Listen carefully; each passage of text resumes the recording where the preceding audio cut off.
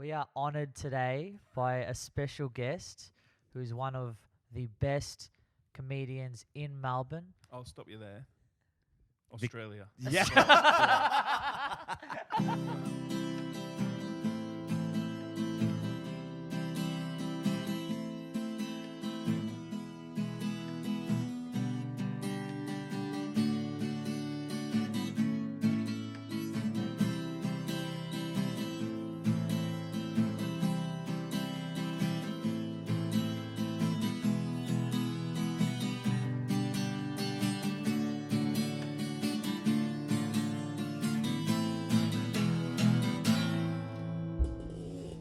Hello, ladies and gentlemen, and welcome to another episode of the Schin Pads.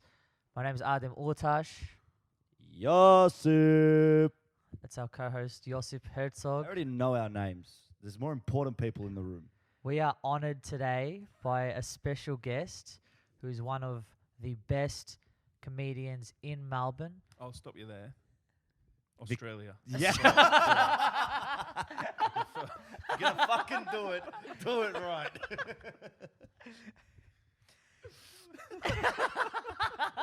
Australia, you heard that right. So continue with your introduction.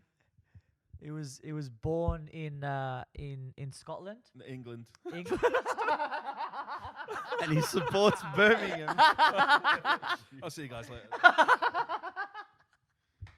This is the best intro ever. At least you got the first part right. Comedian. That's all you've gotten right so far, comedian. He was born in England. Yeah. He came here at a very young age, 14. 14. That's pretty young. Yeah. Yeah. And a diehard Middlesbrough fan. Yeah. We got that right. I was expecting to see you wearing some Middlesbrough today, to be honest. I had it on. I was wearing my shirt Monday night. It's the first time I've worn my Middlesbrough shirt while doing comedy. So Wow. Did that's anybody interesting. judge you for it? No one knew what the hell was going Yeah, on. I No one could gave a guess that. shit. I fucking believe Yeah, that. that's I a believe shame, that. isn't it? It is. Yeah, but I had my Barrow shirt. Do I have anything on?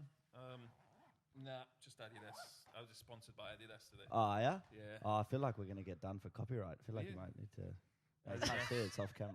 Yeah. I'll just do that. It looks like I'm about to do the national anthem for the entire...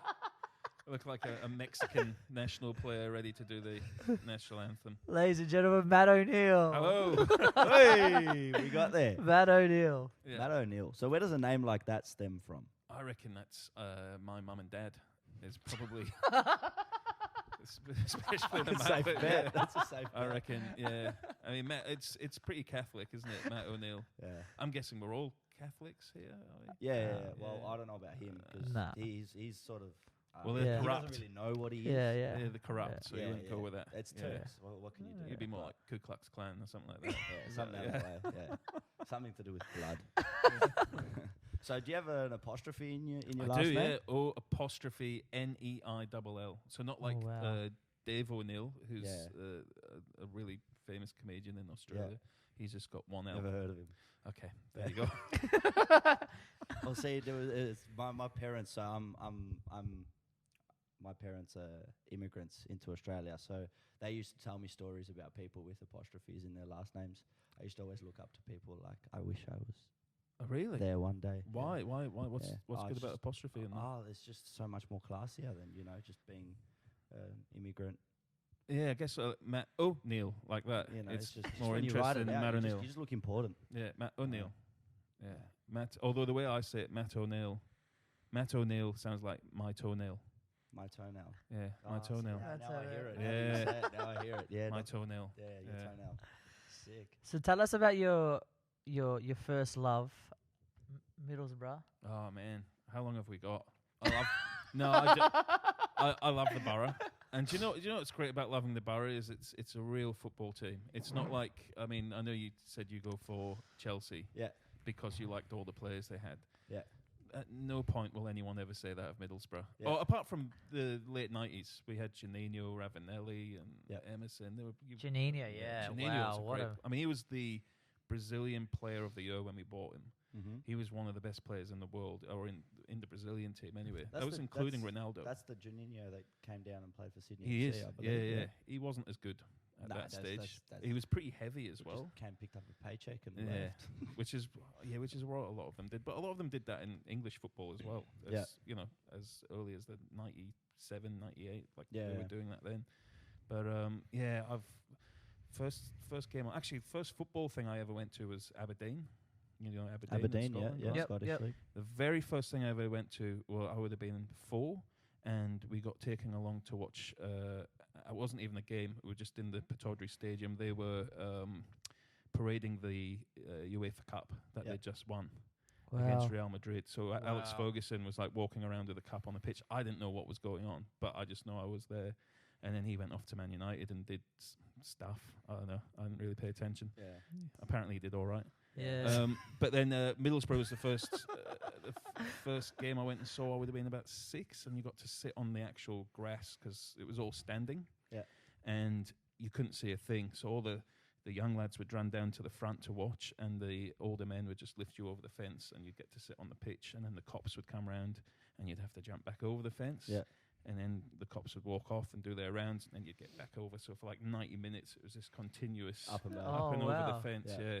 So how were they in terms of like police inside stadium, security inside stadium, and stuff like that? Like, because we hear about English football, how it used to be a lot worse in terms of crowd behaviour back in the day. Mm. Is that sort of the time you're talking about, or Yeah, so that would have been 88, 88, 87, 88 when I went to that game.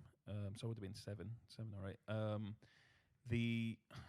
In Scotland it was different. The only problems really were whenever Rangers or Celtic came to Aberdeen. That's when there were issues. Yep.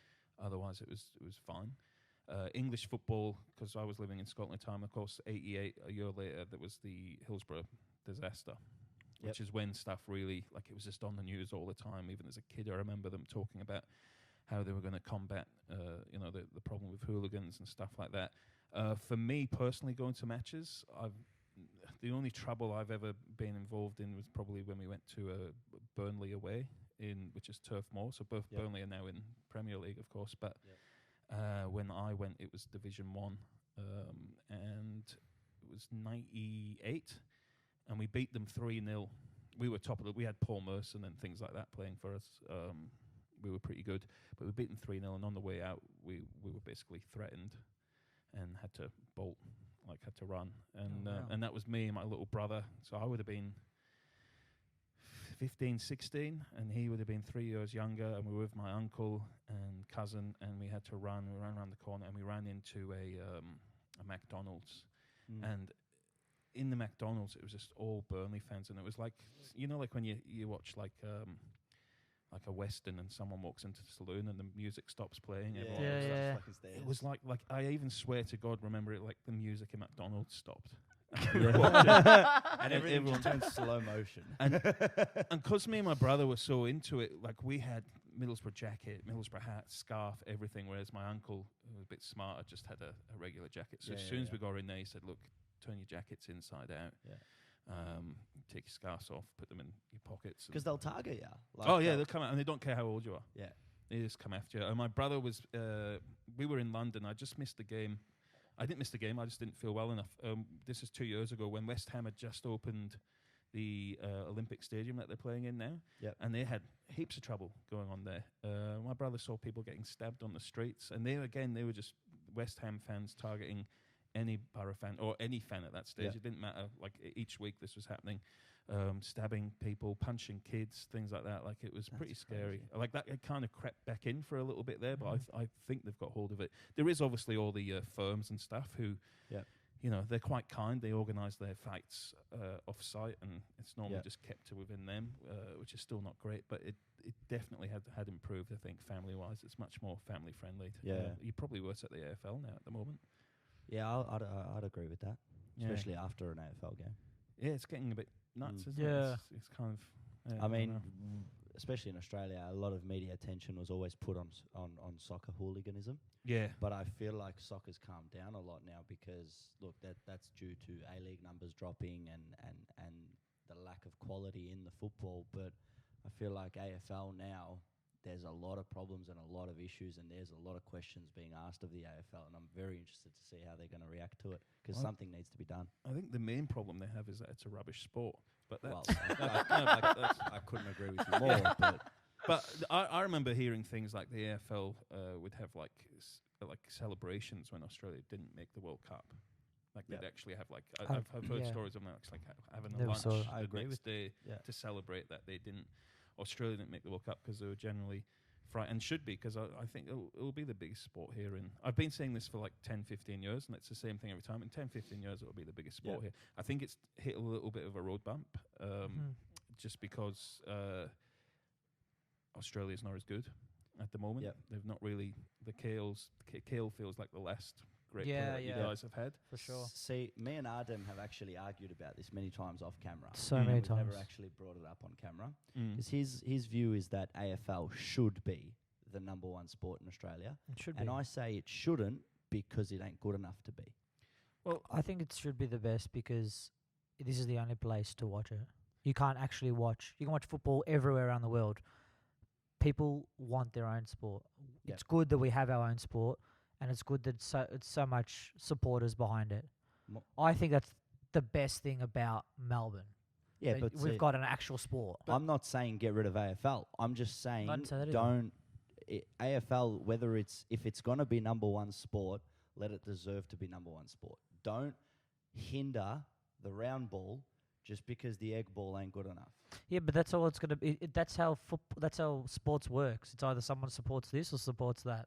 But I think the same for in America, though, even with soccer eventually. If they were really good at football, I think it would have taken over there sooner rather than later. The thing is, as a kid, even in Australia, if you open a newspaper and see someone lifting up the grand final, Premiership Cup, wherever, it's pretty inspiring. But you can open that same newspaper up and see Messi lifting up the World Cup. You're going to want to be that guy, and it's also money as well. The fame. People are always going to be attracted more to that than a small. And even AFL in this country isn't the number one sport in Queensland or New South Wales. You know what I mean? Like it's. I've spoke to people who live over there, and they reckon it's just rugby. That's all they love. But and that's fair enough. I think that's a problem with Australians with like their perception of what football is, because they're going and thinking, oh yeah, I'm going to be a good player here, and then I'm going to go play in Europe. But you should just stay here, play here, be good here, make this league better. But because we've got this, it's like, when you're thinking about a match and they're like, don't think too far ahead. Everyone here thinks too far ahead. Yeah. It's like, oh, we're not competing with Europe. Oh, we're not competing with this. It's like, we're not supposed to be competing with Europe. I was talking to this referee, and he's like, what are you guys complaining about? He's like, it's just not happening now, but it'll happen in 10 years. He goes, why does everyone keep saying, they just like keep cutting down, he's not good enough, he's not good enough. And my point being, we shouldn't be looking at Europe as an example because it's completely different to our situation. Because people try to compare here to the Premier League, and you're like, you can't even compare here to the EFL. The EFL is like worth $1 billion. We're not even 1/10 of that. It's worth like 70 mil. The A-League's worth like $70 million. Yeah, I reckon you're not far off the Scottish Premier League, though. Would that be fair to say? Playing wise? Yeah. I still feel like a Scottish Rangers Premier League team could come down, or even we could go up. No, they could come down. They could do the trip, and they would still turn it on. No, I don't doubt the level, but supporter base, what the clubs actually mean to and the history and it's unparalleled. Yeah, that's true. But I'm really happy with what the A-League's been doing. Like I remember when it started, people within the industry getting excited about it, and I think it's I don't watch it personally because I love. I mean, even I find it hard to watch Middlesbrough because of the standard that we play at. Like I think the Premier League, Barcelona, Real Madrid, Juventus, like these are teams I'll watch. Bayern Munich, teams, Champions League, I guess is what I'm saying. In Premier League, I guess I'm a bit of a football snob that way. But you only want the best. Well, like it's 90 minutes out of my day. I'm a very busy man, so it's got to be worth it. Yeah. But A-League, it feels to me like it is growing, and they've had some amazing signings. David Villa, I mean, But I would have loved. There's some players that have come to the A-League, which I've gone. I'd love Middlesbrough to have. Yeah. Mm-hmm. But the unfortunate thing is, we brought David Villa here, and I, as much as that was fantastic to be able to see him and whatever, I just feel like that whole debacle just showed how shocking the sport is here, because he signed on for 10 weeks, and he left after 4. But it's Okay, he left after 4, and then he went to New York City, which is sort of under the same brand, City Football Man Group. City, Yeah. And he just stayed there, you know what I mean? So that just goes to show sort of Melbourne City and New York City, even though they do have the same owner, I just feel like I don't know whether he didn't feel welcome here, or because I feel like he really was welcomed, but I just feel like he came here and saw the standard and just ran for the fucking hills. But that's just, like, we had Ravanelli for a season, and he was astounding, but apparently very painful to work with, because he didn't want to be. He just won the European Cup with Juventus. Yeah. And then the next season was playing with Middlesbrough. Like I think what I'm saying, what I like is the ambition in that move from the A-League or an A-League team to get someone like David Villa. Yeah, it didn't work out, but there was ambition there, and that's great to see. I think at least. Well, I had a look, and I'm not gonna throw numbers out there because I don't want to get them wrong. But I did have a look at sort of the trend in membership numbers and viewership on TV and attendance in stadiums for A-League. And the first 3-4 seasons was where it was at. It was growing. It was new. It had people excited, and it had people going. Yeah. And the only team since like the 4th season that has actually grown in numbers is Perth Glory. Yeah. Everybody else has gone down. Yeah. I would have thought. I'm surprised City hasn't grown, but okay. Attendance numbers but even you look at Melbourne City, they were a bigger club as Melbourne Heart. Right. Okay. They didn't have the same amount of money or the infrastructure that they do now, especially with Latrobe. But they were a bigger club. They had more vocal fans. They had more people coming to the games. And I feel one of the things that really turns me off of the A-League is it's becoming a recycling bin league. You've got players that have played for 5 of the 10 teams. Yeah. Yeah. Okay. And it's like, but that even the Premier League, when England were allowed back into Europe after being banned from Europe for so many years, they started off that way as well. Yeah. And a lot of what do you call them? Like nomads, just play. Older play. I mean, Middlesbrough even had bloody Blanco from Brazil. Do you remember that guy? He was a left back. He had one of the most powerful left feet in world football. Had just won the World Cup in '94 with Brazil, and this was like 5 years later, he came and played for Middlesbrough just to pick up a paycheck. Yeah. But it was just so exciting to just have him there. Just to go, wow, World Cup winner playing for Middlesbrough. This is incredible. Oh yeah, he's nearly 42. I don't care. I saw him in a warm-up match pre-season, and he scored a free kick, and it was like the most unbelievable thing ever. Yeah. And he was absolutely horrendous for Middlesbrough. Like one of the worst players I've ever seen in the normal season. But still, there's an excitement, from that. Yeah, it was funny that you actually mentioned David Villa, because when David Villa came around, I was a bit younger, and I looked at him when I first saw him in the flesh, and I stood there for a second and just stared at him. But I didn't stare at him; I stared at his hands. Okay, and I'll tell you why. I stared at his hands, and I thought to myself, this is the first person that I have ever seen in the flesh that has held the FIFA World Cup trophy. Yeah. Wow. That's what I did. And that was just like my whole childhood, just like sort of like a lapse, like you get in those movies when there's just like when something breaks or there's a lapse or something. And yeah, it's weird. I know it's weird as fuck, but I looked at his hands and I'm like, he has held the World Cup trophy.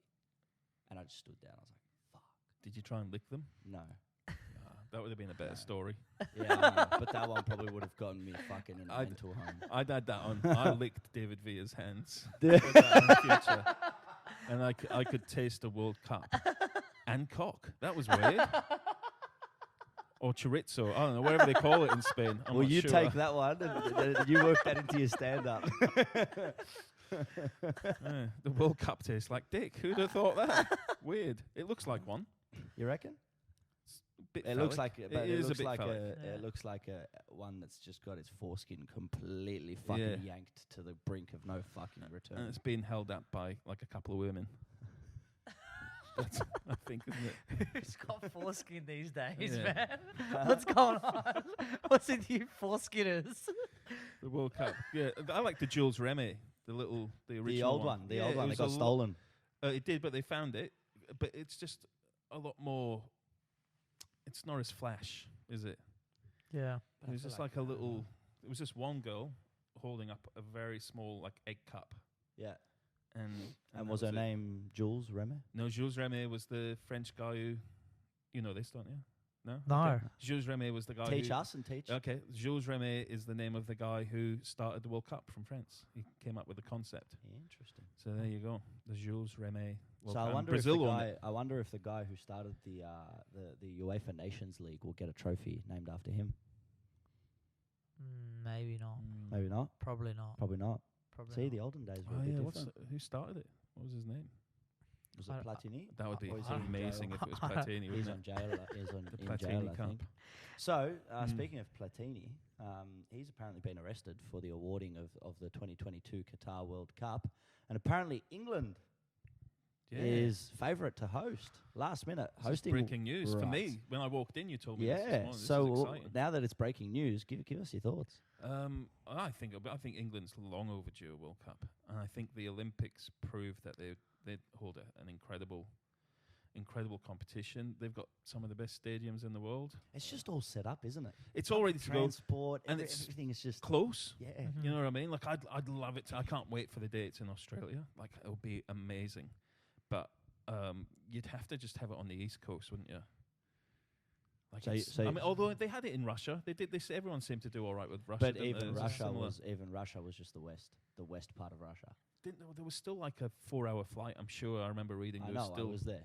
Oh, did you go? Did you? Yeah. So that's Yeah. all we've got here. But To it's- Perth to Melbourne's 4 hours, Yeah, isn't it? yeah. 3.5 So on the way back. if you're going to do Australia, I feel like Australia is not the type of country that's going to host a World Cup once every fucking 20 years. They're going to host it, and then they're probably never going to fucking see it again in our lifetime, anyways. Yeah. So I feel like if they're going to host it in Australia, I feel like they're going to have to use the whole country because you can't just kick Perth. I feel like Perth would have to have at least 2-3 group games. Maybe I just even don't know a how no- you're a gonna. knockout game. I don't know how you're gonna convince people to get on that flight, man. Which flight? That 24-hour flight 24-hour flight where? to To Australia. It's the World Well, it's Cup. 16 People hours now, will man. come. If you're from People went Nigeria, to man, you know Russia, how man. far that is. People went Russia's to close. Russia. Close to what? Close to Europe, at least. South America? South America is still closer than here. Mexicans took over Moscow. Yeah, they did. They took over Moscow. Did they? Yeah. They took over. What are they doing? Like selling They were stuff? climbing on buildings, climbing on infrastructure. They Really? were jumping man. around, No fucking way. T-shirts, waving. Even it was nuts. even Putin's building a wall. That's how bad it was, man. Like, that's how bad they took it over, man. It's like they're full on. That's class. I like How good were Mexico at the World Cup for a bit there, and then Yeah. just Their kind of fans were always- crazy. My they always just favorite, peter my out. favorite were the Colombian fans. I got the opportunity to watch Colombia versus England. The penalty shootout. I was there. One of the greatest moments of my life. Yeah, lived I through was you. there, and the Colombians, man. Yeah, they're Colombians, they're man. great players, man. Oh, the players off the pitch are even better. One, They're so good. one of my all-time favorite players is Valderrama. Yep. You know, the guy with the massive hair. The Colombian goalkeeper. guy? Yeah. No, the goalkeeper was Rene Gita, is it, or something like that? Okay. With the scorpion kick. Yeah. Valderrama had this big. He was the midfielder with like this crazy like pubic hair Yeah, yeah, on yeah. his head. Yeah. It's a brilliant player. El Pibo, they called him, the Yeah. kid. I got very lucky. I was first row, right behind the Colombian bench, Oh wow! and right in front of me for the whole game was Esteban Cambiaso. Yeah, Okay, so he's ex-Argentinian international, but Mhm. he's in the Colombian setup. right. So he's not the coach, but he's within the managerial team. Great player. And the whole game, he was right in front of me, just fucking losing it. Well, he. And I loved it. Yeah. I loved every second of it. He was just fucking losing it because I was there and I was writing for a Croatian newspaper, and I was following Croatia. So I got to go to all the games. Well, you got that game wrong. They're nowhere to be seen. Which one? England, Colombia. England, No Colombia. Croatia whatsoever. Well, that's the thing, right? So I watched all 7 of Croatia's games, but Yeah. I just happened to be in Moscow that day when Colombia was playing England, Yeah. and I sorted it out. So I applied for a ticket, and I wanted to go watch a World Cup game where I had no preference. just Just wanted to fucking watch the game without having to Yeah. get 7 heart attacks while I'm there. Yeah. Because we played penalties against Denmark and against Russia, and played extra time against England, right? So we played fucking 90 minutes. You guys were screwed, yeah. We got fucked by the time we got to France, right? We played 90 minutes extra. We played an extra game. But watching a World Cup game where I had no fucking preference, and Colombia, England, it was a crazy game. Like it was, I was a couldn't lot of have fun. probably picked 2 better teams to watch because both teams really wanted it, but they weren't really prepared to sacrifice too much. So Yeah, that's they why it went both- down to the wire. They both shrunk Yeah. back. Yeah, yeah. When you think, oh, you could take this game now, and they didn't. And then they that's didn't. typical England, but I wasn't expecting it of Colombia. Quite, but yeah. But That's and really then- unlike Colombia. They're not usually Yeah. like that. Or South American teams in Yeah. general. Seeing fucking Yeah. Cambiasso lose it, just that was Well, because crazy. he would hate England because he's Argentinian, Yeah. even more than Colombia. So he probably hit them more than anyone. But I Yeah. had James Rodriguez wasn't playing that no, game. he was injured. right? Thank God. And he was sitting. It was funny. He was sitting about I'm gonna say about 18 seats away from me, Right. right in the stands. He's just on his phone the whole time. No, he was watching the game. He's like, this is boring. He was watching the game, but half time, they've got him out of there, right? And they've gotten him onto the pitch, and he's walking across the bench. So he's got to walk past the bench to get to the tunnel, and then in. And he walks past me, and I'm just standing there. I'm like, James. And I just stared at him. He's a good-looking guy, isn't he? He's Yeah. fucking gorgeous. Yeah. What did his hands taste like? We'll talk about that one after. The Copa. No, he hasn't won the Copa. No. That's But he why might now. Apparently, he done some fucking wonders this morning to Right. beat Qatar. Apparently, there was some crazy cross that I didn't get to see it because That's a ridiculous sentence, isn't it? it's fucking early. Copa de America. Copa They might America. win it now because they beat Qatar. It is, isn't it? None of that makes sense That's fucking whatsoever. shocking. Yeah. Shocking. That's like England winning the European Cup against Brazil. It's like Australia That'd be winning the amazing. fucking Eurovision. It just Yeah, don't make well, yeah, I sense. guess, man. yeah. It just don't make sense. You are the Qatar of Eurovision, aren't you? Yeah. Don't worry, we're going to be the Qatar of Copa America too. And the Asia Cup as well. You're Well, also the Qatar they've of got that. Japan and Qatar as the guests this year, That's ridiculous. but isn't next it? year they've got Qatar and Australia as the guests Yeah, we're for the gone. Copa America. Really? Yeah. And then we're after gone. next year's Copa America, That's they'll be cool. doing it every 4 That years. is cool. Because it used to be every 4 years, and it's every 2 years now. They're going to do it every 4 years. They're going to mirror the European Championships Yeah. from 2020 You'd from think- 2020 onwards. How cool would it be Next if year. they had like England or That would be sick. Germany? That'd be cool. That'd be really Like cool. the interest in that competition Yeah. would just I don't know. explode Bolster, yeah. instead of Qatar and Japan. Or But I feel like I don't I know. think- I think they want- Europe is way too coveted in the sense, like you look at the European Championship, like who's to say that it's gonna be Germany or England? Why can't it be a Definitely. France? Why can't it be a Portugal? yeah, no, You know I'm what I just mean? like I'm talking like for viewers. Yeah, but I'm saying like how do you pick it? Well, I'd love England to do it just because like if they actually won it, it would be hilarious just to go down like 1966 the World Cup, 2040 something Copa de America. What? We'll take it. Wherever. Okay, cool. fucking gold. We'll take it. Who did we beat in the final? Qatar. Shit. All right. That's weird. Azerbaijan. On penalties. Fuck me. That was a tight one. We got there. 0-0 at full time. 0-0 after extra time. And then, 6-5 on penalties. Brilliant. Can't wait for it. And do you know what? Honestly, right now, I'd take that. That would be amazing. Oh, my favourite. If I knew I could just see that in my lifetime, that would be amazing. You know what I find funny? I find funny when you look at those games that play 0-0, 0-0, 0-0, and it's just fucking 0-0 the whole game because nobody wants to open up. Mm. And then it comes to penalties, and it's like fucking 11-10 on penalties, like 9-8 on penalties. And it's just either the keepers have just been going crazy, or the shots have just been David Luiz spec, just fucking unstoppable top corners. And you just think it's like, okay, if you're so accurate in your penalties, like why the fuck was the game 0-0? I don't know, man. Sometimes you just get. So Matt, tell us what it's like supporting a team like Middlesbrough, It's and not very good. and not being able to like watch it consistently, like because of our broadcasting rights. Before you answer, sorry, No, you're right. can I get you a glass of water? No, I've got my bottle, man. You got your bottle? Yeah, I'm good. yeah, Thank I you. already Okay. offered. Yeah. All right. Yeah. Yeah. I'm going to get myself because you didn't fucking offer me. Do you want a sip of mine? It tastes like the World Cup.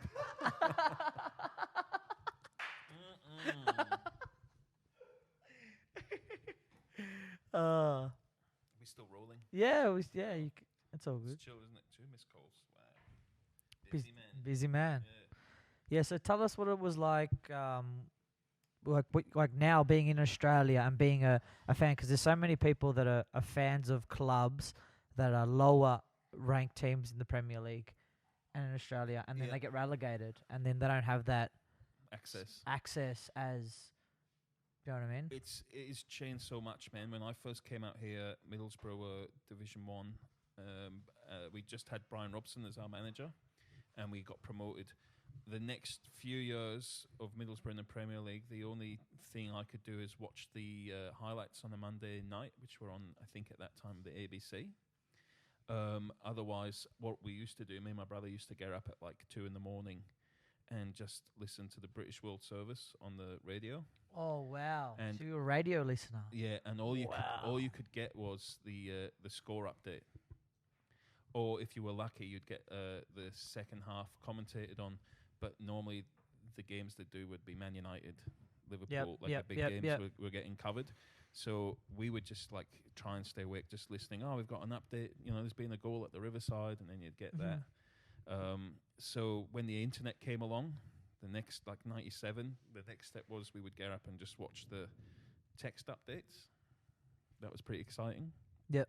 And then it wasn't until like 2003, 2004, I remember the most amazing viewing experience I had was watching Middlesbrough against Lazio in the UEFA Cup. Wow. And it was on the internet, and I managed to find a Yeah, stream of it. Yeah. And I was so excited. Yeah. And then the next highlight was like last year, or 2 years ago, watching Middlesbrough against Cardiff while I was sat on the toilet on the morning on my phone. Yeah. That was also like I scratched my head just thinking, wow, I used to have to just listen to the score in the morning, or we'd ring our grandparents in the UK to find out what the score was. So yeah, it's changed so much. I can watch every Middlesbrough game I want now. Yeah. They have passes that you can buy. They're pretty expensive. But a lot of people put like. Was it streams. Is that like Middlesbrough Press? Middlesbrough TV? Yeah, so it's like everyone's got their own like TV. It's like Fulham TV, things like that. Yeah. Do they have their own personal commentators? Like every club has their they commentator. Yeah, they would, yeah. Your Serious? local, Yeah. your local commentator will be on it. How and old for is radio the as well? How old is the Middlesbrough TV commentator? We had one of the. We've actually got a. It's not a statue. I think they're talking about building a statue. We had a guy called Alistair Brownlee, who was the reporter for he was the commentator for radio. Yeah. So he was BBC Tees, but before that it was Century Radio that used to cover Middlesbrough Football Club, and everyone loved him. Like, he was such a nice guy. He was such a lovely guy. When I worked in radio, I rang him once, and he was just so sweet, so helpful. And he died of cancer a few years ago, which, like, everyone was devastated. But they've actually got, like, this big mural of, like, the phrases he's famous for saying and stuff like that. So he was quite a unique commentator in that regard. In that, you know, he was the like a legend of the game there, if you will. Yeah. Now they've got a new guy. He's great as well. They tend to stay there for a while, but that's radio. There's also the actual club has their own commentator as well, on commentating video on the game broadcasting. Yeah, Yeah, exactly. yeah. So like It's two different jobs. completely. Yeah. And so you used to hear a lot of different accents and stuff from the area. Like if you bought an end of season VHS where it would like do like a review of the season. Yeah. And that's when you'd hear those commentators like as an outsider. So Manchester United's got their own one. Man City's got their own one, and you know it'll be old players will be the I- co-hosts Yeah. and stuff like that. I was aware that some clubs did, but I didn't know that everybody actually had it because I saw you remember the famous Aguero moment against QPR for Yeah. Manchester City. Yeah, well, the Manchester City commentator, I can't remember his name now for the life of me, but the guy who was doing it for Man City TV, he actually works for Tottenham now. And Right, he does okay. Tottenham's, Okay. and I found that pretty funny. Yeah. Because I was searching it Yeah. up and doing a bit of internet free roaming, and when I found that, I was like, so he's gone from City to Tottenham. So it's funny, like there's probably clubs where you'll have the same commentator working for 20, 30 years, Yeah. and then you've got the ones that probably jump ship and, Right. and go here, go there. So, but Yeah, I it's reckon a that bit- would be it's harder, something yeah. very interesting to get into. Well, that's what you guys want to get into, isn't it? Yeah, That's what I was for going to sure, say. yeah, Like, yeah. how Yeah. old's the Middlesbrough guy, and do they need him replaced? The But place, Yeah. yeah. No, looks that'd like he's pretty fresh. Two so Aussie might guys. have to- Couple Aussies. Might have to go to Birmingham. be- But We'll just wait to get relegated from the EFL, and we'll just go straight to that club. Budget cuts. But Middlesbrough is the that might be your best chance, guys, because Middlesbrough is like the first English team to have Australian player, which was Craig Johnson. We So they could- could be the we first club to have to have Australian commentators. Yeah. And we've had a huge connection with Australian players over the years. We had like Paul Wilcon played for us, for Duca, Yep. Vidmar, Wiltshire, Swartzer. Like Fuck, Wow. who are they? Who? Who are they? Mark Swartzer. You know Mark Swartzer. Jesus. He's there goes he's your the chance of smartest bloke in the world. He's- Spent 2 oh, yeah. seasons on the bench and won 2 Premier Leagues. Yeah, Chelsea Champions Chelsea? League as well. He was at Chelsea. Yeah, and he won Won- Champions League. He was on the bench then, I think. No, Wasn't no, he? no, When no, no. Drogba- no. No, not that year. He was at Chelsea when we won the league. That was another Middlesbrough. Turnbull was the Yeah, reserve yeah, keeper. yeah, He's yeah, from yeah, yeah. He's a Middlesbrough He boy was as well. sitting on the bench. He won the Well, Champions. Schwarzer sat on the bench for Chelsea Yeah. all year, and then he went to Leicester. Yeah, and And won then the the year after Leicester fucking won it. Yeah. And he sat on the bench there too. See, Leicester, that's one of the greatest stories I reckon in, Yeah. in modern football, because that gives even me as a Middlesbrough fan Hope that one day, one day. Yeah, maybe. that would be amazing. Yeah. Yeah. Well, see that gives me some hope as an Accrington Stanley fan that we might one day make it to the championship. But I think that occurred because of the default of Manchester United. I think if Sir Alex Ferguson was still in charge, that would never have happened. I think it was just because he left and But he has to leave at some point. yeah, It's eras come and go, man. Yeah, as and yeah. amazing. Like he was amazing. But I think I would have loved to have seen him stick around and fight it out with City. I A want to bit see more, like especially in that, because he sort of left Manchester United as City came up. Yeah. a surge, So yeah. had he been able to maybe put up a bit more of a fight from Man United's side, Yeah. I feel like And that would maybe have he been good knew to as see. well. Maybe he looked at it and But was like, Mourinho was a "Can't- pretty I can't good- compete with that." Can't do it. Let's get Mourinho out was a quick. pretty good challenge. Mourinho won like two Premier Leagues, I think, in a row. Yeah. Yeah. So was David Moyes. Imagine seeing Pep against Ferguson. Wow. Yeah. Yeah. I mean, for me, the best manager that's ever come out of the UK is Clough, Yeah. Brian Clough, Brian Clough. Yeah. with Nottingham Forest. And Leicester, you felt like, oh, this could be a story like that. But Yeah, they, yeah. they didn't even reach what he did with Yeah. Derby County first and then Nottingham Forest. And incidentally, Brian Clough's from Middlesbrough. So there you go. Yeah. Well, That's I've a got- story for Yeah. football. I've 2 got a Champions little, Leagues in a row. I got a little question that I want to pose here. So, America, the US women's team, right, for the Women's World Cup that's going on at the moment, they played against Thailand and they won 13-0. Right now, the biggest story from there has been the celebrations for the 10th, 11th, 12th, and the 13th goal. Apparently, the whole world is getting very annoyed, or they're just saying it's like shit sportsmanship, because America celebrated the goals that they scored. Now, I know I've got an opinion on it, but I'd love to hear yours. Do you think that in a World Cup, doesn't matter how many fucking goals you score, if you score in a World Cup, you celebrate? Yeah. Or is it the other way around? No, I think, especially for the women's game, now they're getting more viewers than ever. It's pretty exciting. I mean, for the men's game, this is stuff they do week in, week out, and is they're playing. I mean, even with some of their league teams, they're playing in front of a bigger audience than these girls will ever play in front of. I think I don't blame them at all. I mean, pretty exciting, and I don't think any of them would have been expecting 13-0. I mean, Thailand got to that World Cup somehow by not conceding 13 goals. It was the same with Panama at the recent World Cup when England beat them 6-1. I wasn't expecting England to beat Panama 6-1 at all. Yep. Because again, they beat the US to get to the World Cup, I believe. Yep. And I remember when Panama scored, and everyone was like, "Well, why are they celebrating?" It's a fucking goal at the World Cup. It's a goal at the World Cup. Yeah. You never know if you're going to play another minute at the World Cup. No, and I would have expected had Thailand scored and made it 13-1. I reckon they would have gone nuts as well. Yeah. Good on them. No, I don't have a problem with it. Well, see, that's what Jamaica did. What do you think, Adam? Do you think they should be celebrating every single goal, even if it's fucking 15, 20? I don't know, man. I think Maybe I don't know how much you can celebrate after 10 goals. Maybe, but it's a goal at the World Cup. Was it different players though? Like maybe if it's like if you've scored a hat goal, trick, you've just scored a hat trick, World Cup, or if it's your first goal, The girl scored 5, I think, and that was the most in one match. And was she celebrating hard? I mean, I guess you would. Yeah, like, you'd have to. Breaking records. Sam Kerr just scored 4 in Australia's 4-1 win against Jamaica. Shout out Sam Kerr, killing it. Yeah, what a head she's got. watching. I mean, she's just. Hey, I know she's not watching, but.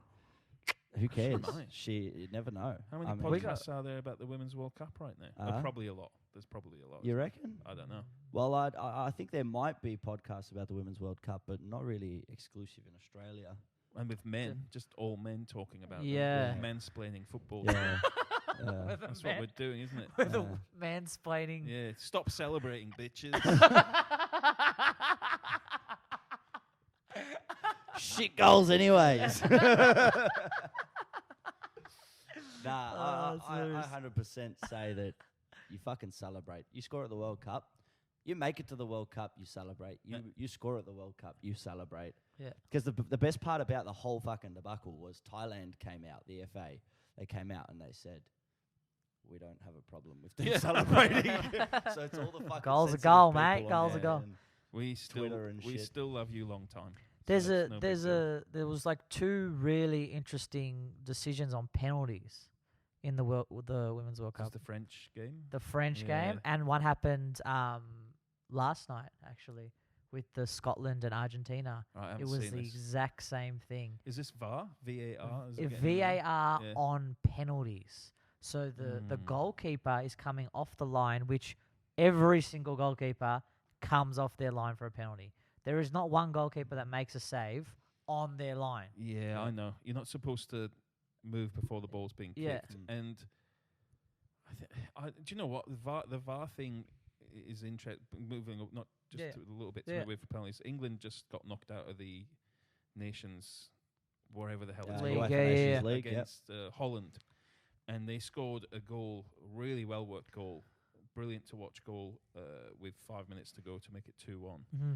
And it was ruled out on VAR for offside, and it was like millimeters. his foot. Yeah. Do you know what I mean? It was Lingard's foot, and I remember thinking, well, geez, if I was a Holland fan, I'd be really happy right now. Mm-hmm. But also, like, I remember the rule was for offside for referees was it's in favour of the attacking player. Yeah, so something like that would just be given.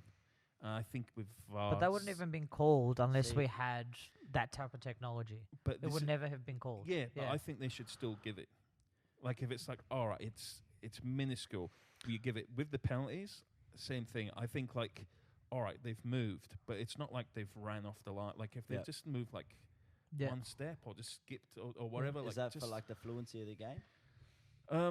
Well, I think because it'll just be how many times are we going to retake penalties, and for within in play, it's like that goal that England scored was fantastic. It was played from the back, pass, quick, bang in, and goal. Yeah. And they would have gone on to the final and would have gone on to lose against Portugal, but probably on penalties. You never know. They love losing penalties. Against Portugal, they love that. But no, then we won penalties, didn't we, against Switzerland? We won another penalty shootout. You guys That's broke 2 in a row. Broke the trend.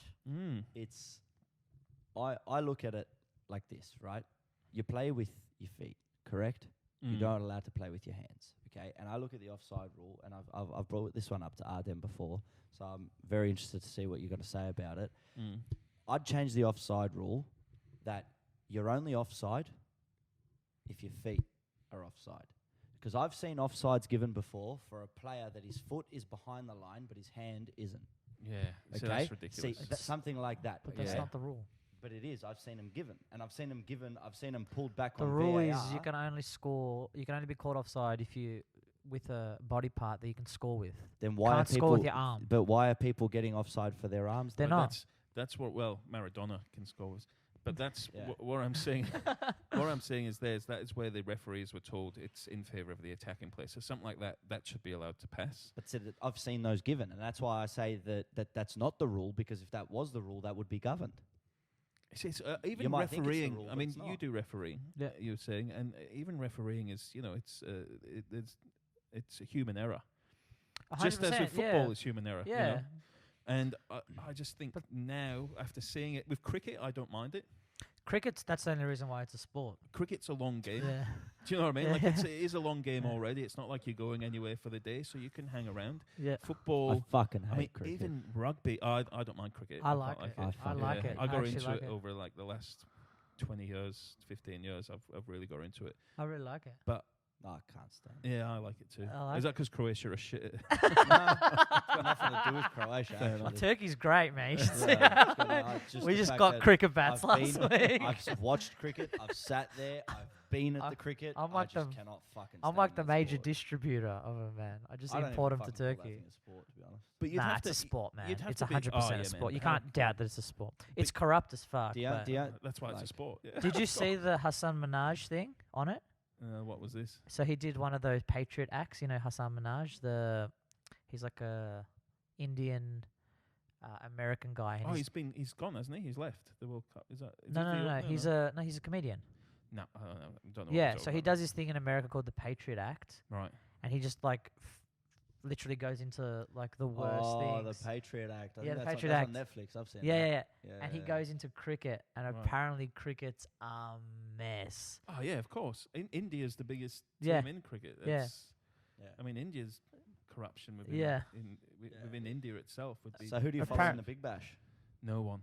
I like watching Yeah. England, the Ashes, things like that. So the Australia. 5-day ones. I do like the 5-day ones, and this is why I think VAR works, like VAR, works fine within that arena because you're not going anywhere. It's a slow game. If anything, it adds a bit of excitement. But that's the Rugby's sport. Yeah, been- that's, rugby- that's the- Rugby's Bit of been excitement. yeah. does. That's Yeah. because Yeah, yeah. that's because The the only- sport's so fucking shit that This is- you this- need a camera to fucking add This is how excitement. cricket works. It's a slow game, Yeah. but to make it more exciting, you need extra slow motion after every single play. yeah. And when people watch it, they're like, It's "Oh my so god, long. it's an engineer's game."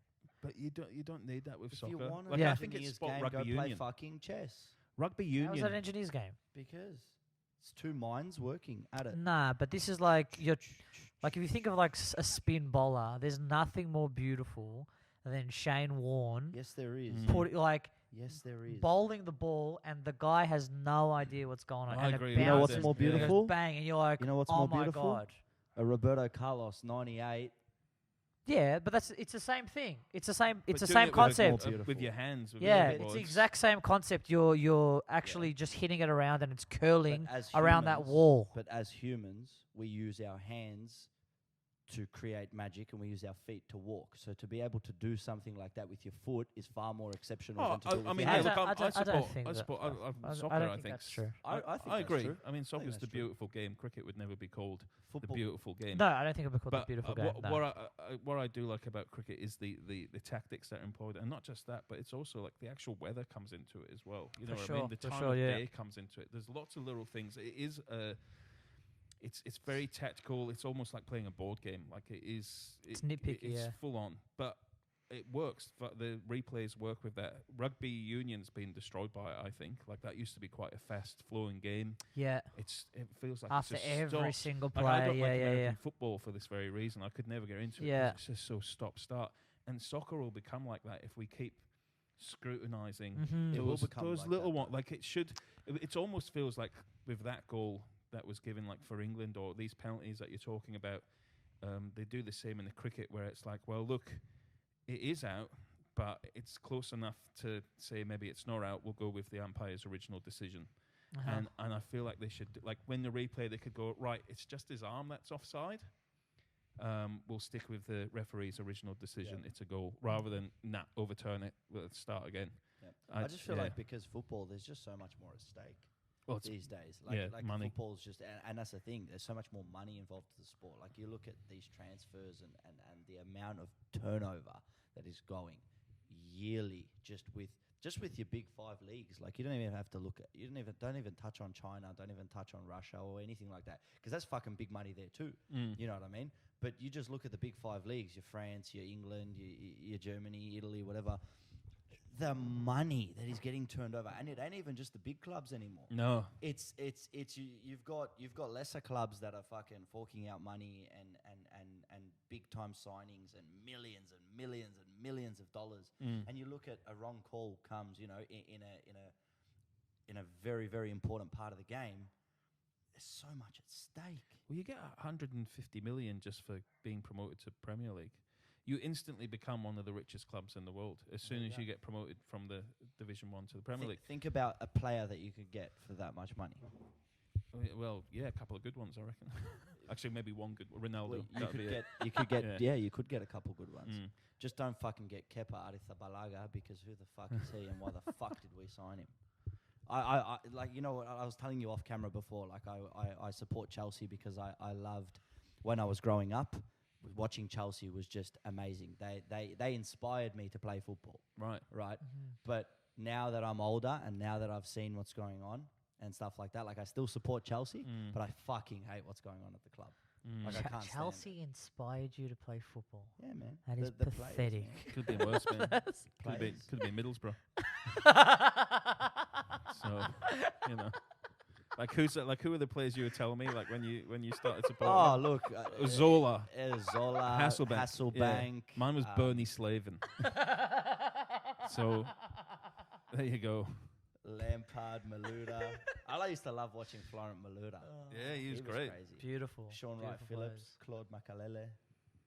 Good players came out of Stamford Bridge, but well, they didn't come out of Stamford Well, Bridge. they didn't came come out to Stamford Bridge. They came. I don't think anything really comes out of Stamford Bridge. Yeah, a lot of racist. What's his name? Jew-hating Chelsea fans. I heard that's about it, isn't it? Fucking, like, I've never been over there, and I want to go. Yeah, but I've heard because of this. No, probably Can't wait. But I've heard that Chelsea fans are like hardcore fucking shit. Yeah, they used to be one of the worst firms going round. I think it was the Chelsea Headhunters. I think they're called. Or something. Shed. Wow. Yeah, I don't know. I know that now. Do you know there's actually things in Melbourne that are going on? Do you know what? It's funny you mention that, because they tried to start a firm with the Melbourne Victory when they first started. There was a guy called Andrew Lagarde who I used to play football with.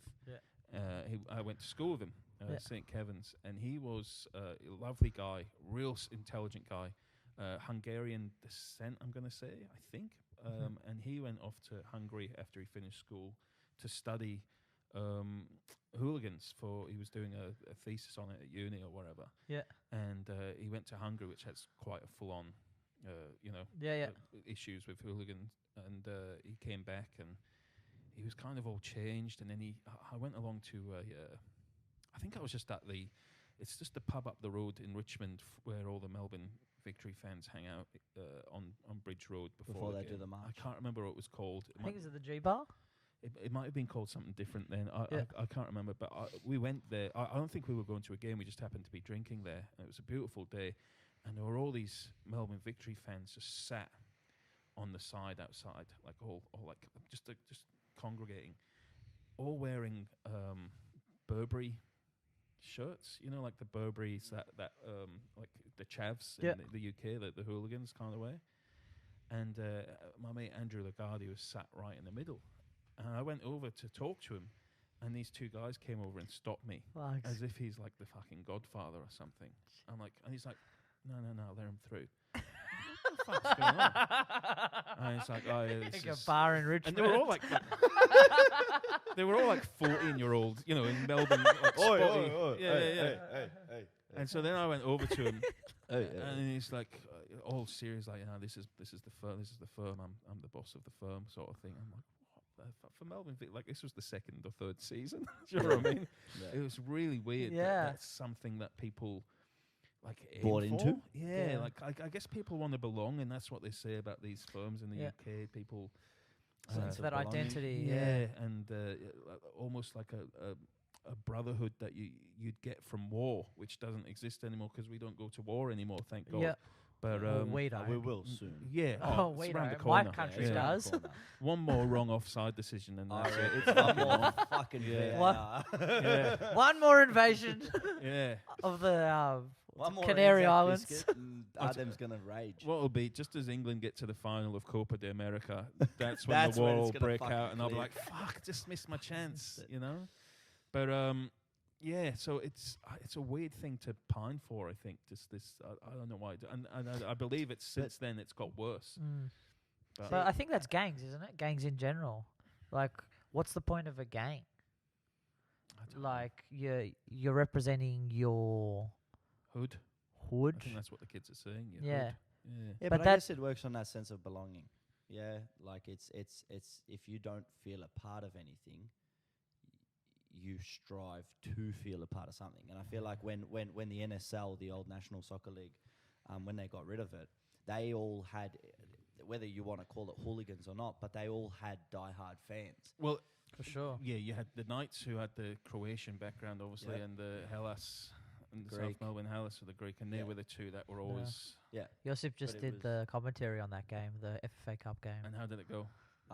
So Melbourne Knights won 4-2. Wow. It was a crazy game. Everything that that South Melbourne threw at the Knights, they had an answer for. So it was a great game to call. There was two games last night. Altona Magic lost against Moreland Zebras 1-0, and the Bulleen Lions beat St Albans Saints 3-1. And the other game was on last Tuesday. Yeah. Hume City on penalties Oakwood Cannons, defeated Oakley. So it's Hume I did City. that game. Yeah. Yeah. Who's top of the league? Currently Avondale. Avondale. Avondale's Okay. top of the Team top that of the got NPL Victoria. They got promotion 5 years in a row. Good on them. Yeah. That's pretty cool. 5 years in a row. Yeah, pretty sure. They must have oil I money. don't think it was 5 years in a row. Was I think it was like 5 leagues in like 9-10 years, but they've done well. I don't think Nah, they I'm pretty had sure. 5 I'm in a pretty row. sure. Yeah, I'm pretty sure it was like 5 consecutive in a row. And then they got really helped out by the restructure of the league as well. Yeah. When they came up, but There's a lot of nonetheless, they're doing great things at the Chopping moment. and changing. Well, it's going to happen Mm. next year as well. So like the NPL 2 is going into a 1 Division 12 team league. Right, there's not going to be East and West for NPL 2 anymore. There's not. And then there's going to be an NPL 3 as well. So, but we'll get into that restructure. Do you think that's a problem with the probably most sports here where there is no relegation? Is there? Yeah, well, As your in, I'm talking professional about in league doesn't professional have- leagues, yeah. your That is a professional doesn't. very big problem. Like 'Cause there's even for nothing- AFL, there's AFL nothing, like you get the best. That's a pick of the player. downfall. Yeah. It's a downfall of AFL. I Well, look at- I find it to be Mickey Mouse. That's what it Yeah. kind of makes me think. Well, this is just a joke. 'Cause I look I'm- at the A League, yeah. right? And I look at the A League, and the first thing I say is get rid of finals, because for me, having finals at the end of a league competition is Completely fucking agree. stupid. Just win the league. Right. That's it. Yeah. Best team in the league is the best team in the league. Yeah. But somebody raised a valid point to me, and it got me thinking. And that's when I really started pushing sort of the idea of promotion relegation. He goes, if we take away the finals, okay, what are the teams that aren't in the top 2 or 3 gonna fucking play for? Because now you've got the top 8 teams of 10 playing for the top 6, right? So it's giving them something to play for. You take away the finals, They got nothing. what is 4th to 10th going to play for if there's no relegation, there's no finals, No there's Champions League. there's Nothing. Yeah. right? Well, you've And got it's the Asian Champions League, haven't you? but Yeah, but this is our the best first teams go to the Asian Champions League and get fucking raped, Okay. except for Western Sydney Wanderers, who in their first season got to win the thing. And Right. that's when we got to speak to Brandon Santalab, who we had on the He last won. He episode. won the He Champions won League. the Asian Champions Yeah. League. So he goes, and it was an interesting, he raised a valid point. He goes, I don't think Australia as a country celebrated that enough. It just happened, and it was It was in their first done. season. But that was the first season of Yeah. a club being together. You know, They did it. That's pretty That- impressive. That's yeah. huge. like unreal. Amazing. I wonder if there's a need to be. I guess it's too much money, isn't it? Because of the distance. It's different in Europe where they can have a couple of European Cups and you've got things to aim for. Prize money, I guess, is the other thing, which I'm guessing is not that big in the A League. But I don't know. It's just even for something like AFL, it's something I just kind of watch and it's like, well, AFL. A team like Carlton, I support Carlton. They've been bottom for long time. Even I know that. Yeah, 13 years. And you're like, how are 60,000 people still buying membership every year? What are they paying for? Well, it'll happen eventually, won't it? It'll swing back. That's the thing with AFL, is it Yeah, does swing but back round. And you can't just be like, this club deserves to be punished. Why is it that they're sitting in here? And they're actually playing all the youth players, the young players, and paying them peanuts. And you're like, what type of system is this? We're playing young players, paying them peanuts. We're still getting all the broadcasting rights. They're still getting paid the exact same. Yeah. They're still getting 60,000 members. And you're like, I stopped What are following. I stopped following AFL in what are they 2010. paying for? I've never got into it. I followed it, right, as a kid, and I was a St Kilda supporter. And we had a final. We were in the grand final against Collingwood, I believe 2010. But the AFL heads can... I don't even know where the hell I was going with that. But no. We played in the final, and Collingwood and St Kilda, it was a draw at the end. So there was all this hype in this fucking final. 100,000 people rock up to the MCG. Yeah. And It's like an FA Cup game. it finished a draw.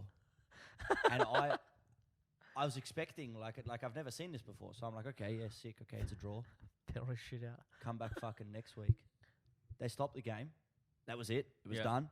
Come back next week. Grand final replay. Yeah. It's ridiculous. I remember this. Grand final replay. Yeah. What the fuck's a grand final replay? At It's fucking called a 5 grand minutes. final. At fucking 5 minutes.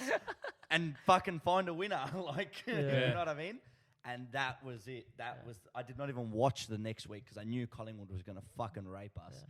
And they did. But That's what used to happen though in football. Yeah. There was the World Cup in '66. They were about to get ready to replay the whole thing. I heard that there gonna was a come World Cup that was won by a coin toss back in the day. Yeah, it probably involved Italy. That's I probably think it actually did. I think it was Italy, Czech and it was a Republic, and Italy won it. double-sided coin as well. I think it was actually Czechoslovakia and Italy that actually... Have you seen, there's a thing on YouTube, it's called Battle of Santiago. It's like Italy versus Chile. Right. And it's a fucking punch on and a half, man. It's just people kicking, punching each other.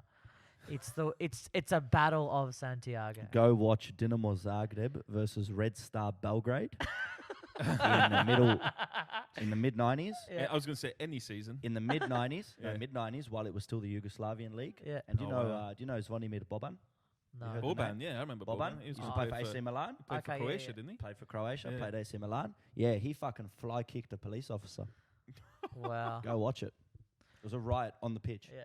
On the pitch, everyone came onto the pitch, and Boban fucking fly kicks this fucking He was a great Jesus. player. SWAT team. Fucking.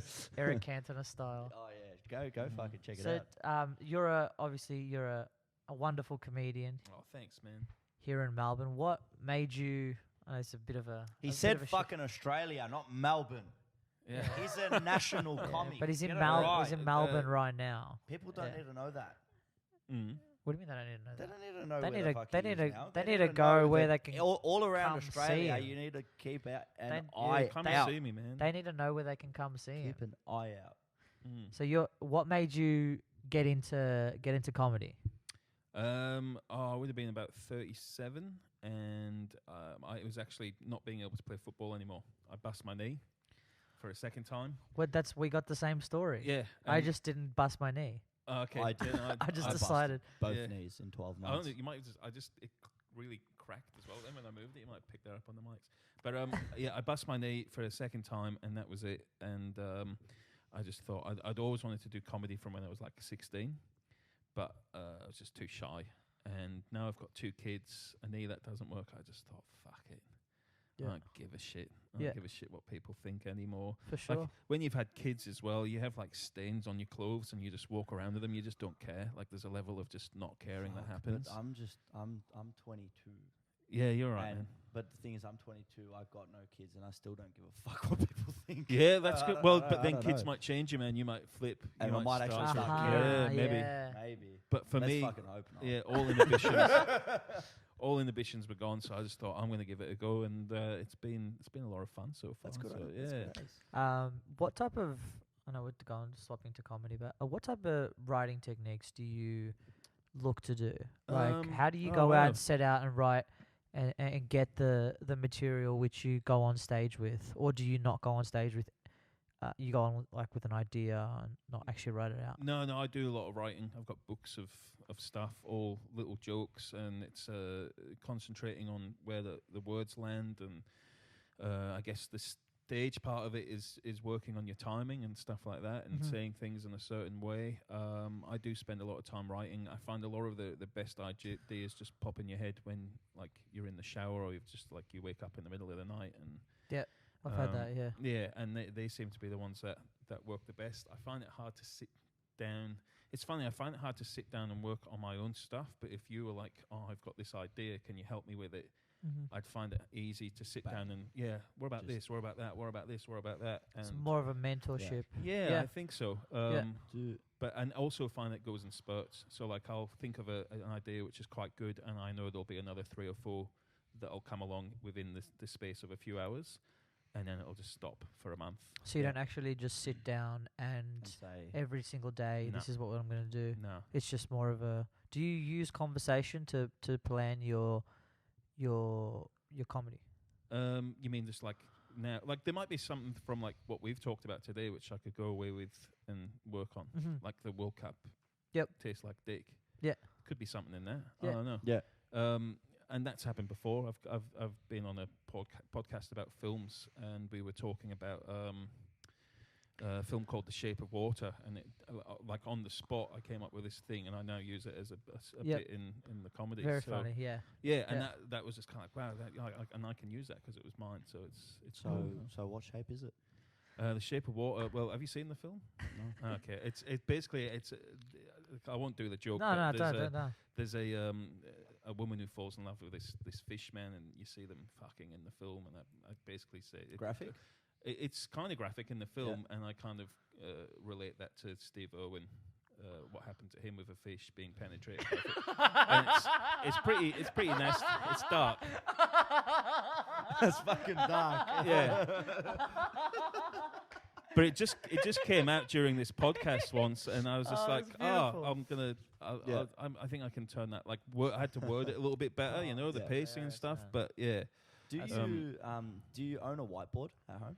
No, I don't. You don't? I've got heaps. I always have I don't have it here with me now, but I have heaps of note. And the annoying thing is, like, that's all I get for my birthday now. Like ever since I started, like for the last, because I've got heaps of notepads, and I just like So like you said, do I write all day? I guess kind of, because I'll have it near me, and I might go, I'll write that idea down. Yeah. And then World Cup tastes like cock, and I'll just leave it until I come back to it. But now every birthday, it's like all these like nice moleskin notepads. But it's just like, I know that. I've got all these more blank ones than I have full ones. But they're all waiting to. See, I used to write by notepad, and then I watched something on George Carlin, and he said, because when you're writing out things, he's like, write every single thing you can write out, and then keep a folder of it. So whenever I want to go back to like a specific thing, like I'll like think of a joke, and then I'll like go back to it. I'll have that inventory of funny things I've actually written. Yeah, and it's already like placed. Thought processes as well. Yeah, like a specific, like, so say it'll be like on Anzacs. Yeah, I'll be like, oh, how can I find something that's like diminishing Australian spirit? And I've written like whatever, pages of it, and I can just go back to it. But with the notebook, like the written stuff, I find that it's harder to go back to it, because when you write it, you're like, oh yeah, it's all right, but you can't you can't cross it out. You can rewrite it, but it'll just be like crossed out versions of what you've written over and over. So I just found it easier. Well, one of the best on Netflix is a documentary about Joan Rivers, and I mean, she was amazing joke writer, and she has like a room just full of these little drawers, and it's all like on the little speech cards that people when they have speeches. Yeah. It's all on that, and it's all filed away. And then she has like this register of like I want a joke on erection problems, and she'll go to pull out the drawer which has the section on it, and it's just thousands of cards with erection problems jokes on it. Yeah. You know what I mean? Yeah. She was just like full on. Yeah, like yeah. That. Yeah. I don't think I could ever get to that point, but there is a lot to be said for writing. But there's also a lot to be said for. I think when I first met you, you said you were you did improv. Is that right? No. No, that No. was someone else. No. That was some other I Turkish did prick. There's a few of them. I can't remember. No, I'm sure you said something like that. That you like an improv background, or That's what he does with his stand-up. He's just talking shit. He doesn't write anything. right? No, I do write. I think I did start off not writing. Okay. I didn't How write long at ago the did you start. start? About a year ago. Right. So I think I met you at Gorilla briefly once. Yep. And I walked in, and you thought I owned Gorilla. That's what you said. I'm sure it was you. Because Yeah. everyone was just like, I didn't know who you were, and they were so No one does. respectful. Oh, they know. Yeah. And they were like, everyone was like standing up and shaking your hand, and That I'm was like, I'm yeah, I was like, I'm that the- was you this- walked into his No, like, who was that this was my prick? firm, man. That's where you walked into, man. like that's Matt O'Neill, mate. That's where you walked into. No, I remember because you stood there in silence. It was quite funny, but it was like only 3 people there, so there was no laughs because there was only 3 people Yeah. there. And then, after you came up to me like, oh, how long you been doing this? I'm sure then you said, oh, I've got like, trying improv, which made sense because you just stood there in silence. You were kind of like Yeah. staring everyone down. But I've seen other stuff of you since, and it's very funny. Thank you. What I'm saying was, don't do that again. But yeah, no, you thought you were like, oh, I thought, do you own this place or something? Like, fuck no. Yeah. I think I just had a nice jacket on. What a 1-2. It was literally like Paul, Gavin. I think there's a couple other people there. They just all just stood up, and I'm like, no one in comedy stands up for anyone. I'm like, we all pretty much like fucking hate each other. Yeah. But- I think that's more but- because I'm a nice guy than anything else, which there's not many of in comedy either. Definitely, is there? So, yeah. definitely. Yeah, for sure. Mm. So you've obviously very successful. Oh, I don't know For about that. how long? Like you've been doing it for Yeah, just over 2 years. just over 2 Maybe. years, yeah. And you were Um, on Steve Hughes' show. Yeah, I got to open for him. That was very lucky, and a lot of fun as well. That was like in front of 700-800 people. That's and amazing, really. Yeah, it was quite frightening at the time. I've never performed anything in front Yeah, of that many yeah. people. So I've heard a little thing from a certain comedian, and he said that it is a lot harder to perform in front of a crowd of 5-10 people than it is 700-800 people. Yeah, Would you yeah, agree? yeah, Yeah, yeah. for sure. Not nerves-wise, probably not, because if you screw up in front of that many people, that's not good. Yeah. Like that's like bombing in front of that many people is hard. Yeah. And I've seen it happen. I've seen people bomb at the Comics Lounge in front of 500, 400 people, Yeah, happens, yeah. and I would kill myself. I think. But I guess that's just back to the fucking drawing board. But that could Yeah. be because as well the guy before you did amazing. Yeah.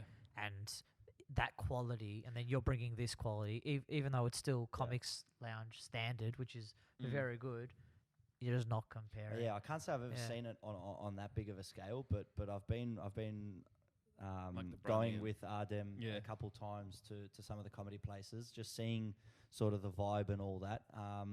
And I've seen some people come on stage and absolutely kill it, and then the next person comes on and they know that their set is not going to be as good as the last person, and you can see it on their face and just in their body language, and then coming onto stage with that mentality just stuffs you up even more.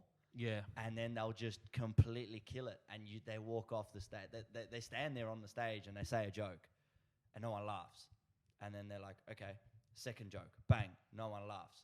Third joke, bang, no one laughs. And then they're just like, See, but like yeah. they just stop. If that was me, I'd just by third joke, if no one's laughing, I'll just be like, fuck it, see you later, walk off. Give everyone the So you flip everyone wouldn't, the bird you and wouldn't walk off. practice your shit? No, I'd just be like, what's the fucking point in this? That's where I'd be like now. Whereas I've seen some people who just keep pushing it and pushing it and pushing it, and the 5 minutes turns into 10 minutes, and they're looking for a laugh, and you're just like, just let it go. Like it doesn't. Yeah. It's not. This is not doing anything for the room. It's not doing anything for you. Yeah. I'm not saying the thing with comedy is, as you probably found out in the year doing it, is there's no right or wrong way. There's no definite solution. Yeah. There's so many factors that so many variables. If you can be solid, that's great. That's almost the goal. If you can be solid every week, every time you get up, if you can be solid against the rest of the room, if you can like keep up and consistency. Yeah, if you can get definitely. consistency, in, that's the key. I reckon. Who is your competition? Is it the other comedians or is it the crowd? I reckon it's just yourself. And maybe the crowd as well. I mean, I've done gigs with some what would be considered some of Australia's best, and I've had a better gig than them. And then I've done some gigs with what would be considered some of Australia's worst, and they've done better than me. Like it's you just can't. It's kind of like football. You're a team, and you want everyone on your team to do well. So if there's 10 people on the bill, you want them all to do well because it'll improve the final performance of everyone. But like if someone before you does really badly, and then you do really well, that feels good for you, but it's not good for the night. I'd say doing soccer, one of the frustrating things at comedy is you can be really fucking good at comedy, but it means jack shit.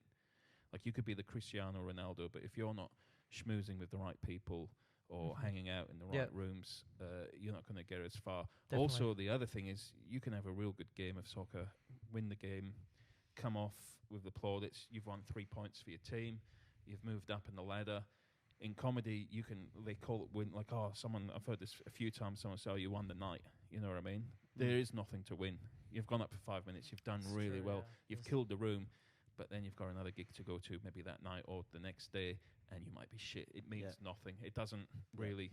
I guess the best thing is, like you said, like there's people will start to know that this guy always does good. That's great. Get him on. I feel like it sort of works the same way that like I've sort of felt it with sort of hanging around football media and stuff like that.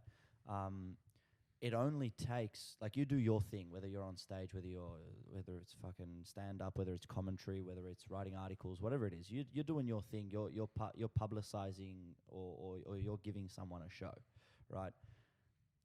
All it takes is one person to see what you've been doing to completely change your life overnight. It's all about luck. Right? Yeah. And that's why I feel like when you are bombing a room, right, that's why I ask, is it sort of, okay, fuck it, I'm going to walk off, or is it, wait, let me practice my material, let me take this opportunity while I'm already up here?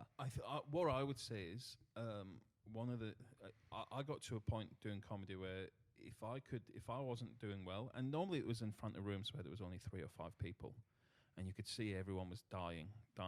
My thing was if I could go up there and still look relaxed, as if I was in control and I knew what I was doing, that was a win. So I could walk off of there and there'd be no laughs, but I knew that I didn't, like when you first start, your hands start shaking and your voice might break a little bit and you start swallowing more than normal. But if I could do it so I looked relaxed, and then what I found is if you look relaxed, people in the audience, they think, well, this guy knows what he's doing. They feed off you, 100%. Yeah. 100%. And I've found since then, it's always been pretty like it'll always, if I can just have that comfort level on the stage and come across that way, that I'm having a good time, I don't give a fuck if no one else does. I don't end up walking off just giving everyone the bird. It's kind of like the people are like, sometimes you'll even, I've done rooms where it's been like quiet, people have come up at the end and gone, oh, that was really good. Like they can hear that you've structured jokes really well, and they're like, it's just not a room that has the vibe that people want to laugh in. It's, you have to be in the mood. The one thing I've realized, like I've done a lot of crowd work because I did a lot of major event security at a lot of events and stuff like that. So all of our stadiums that we have here, except for MCG, I never worked at MCG. So in terms of crowds, like the one pattern, I've been doing it for 3 years. So the one thing that I've sort of learned, I've seen it from a media perspective, but I've also seen it from a security standpoint. Crowds will follow. Okay, no matter where, no matter what, majority of crowds will follow. So you as an act, you know how they say fake it till you make it sort of thing. If you're judging off that thought process, okay, so if you're going to go off that thought process and say, okay, I'm going to walk up on stage, I may not be confident in my jokes, I may not be confident that I'm going to get a laugh, and I may not be confident that the room's going to like me, but I'm going to go on stage and fake it sort of thing, like I know what I'm doing, like I've got that confidence. People will follow. People will look up at you, like you say. You look confident and you get your deliveries and all that. People will resonate with that. They will follow, sort of thing. So well, this is the thing. Like someone like Steve Hughes or Bill Burr, they've got this huge following. They can pretty much go on stage and do anything they want, and people are going to laugh. I saw that with Kevin Hart. I worked at Kevin Hart. Half the jokes he was fucking saying weren't even funny. Yeah. But the whole stadium was fucking laughing. Yeah. In tears. So that's one thing. For people like us doing this, your first joke has to be your first moment has to be on point.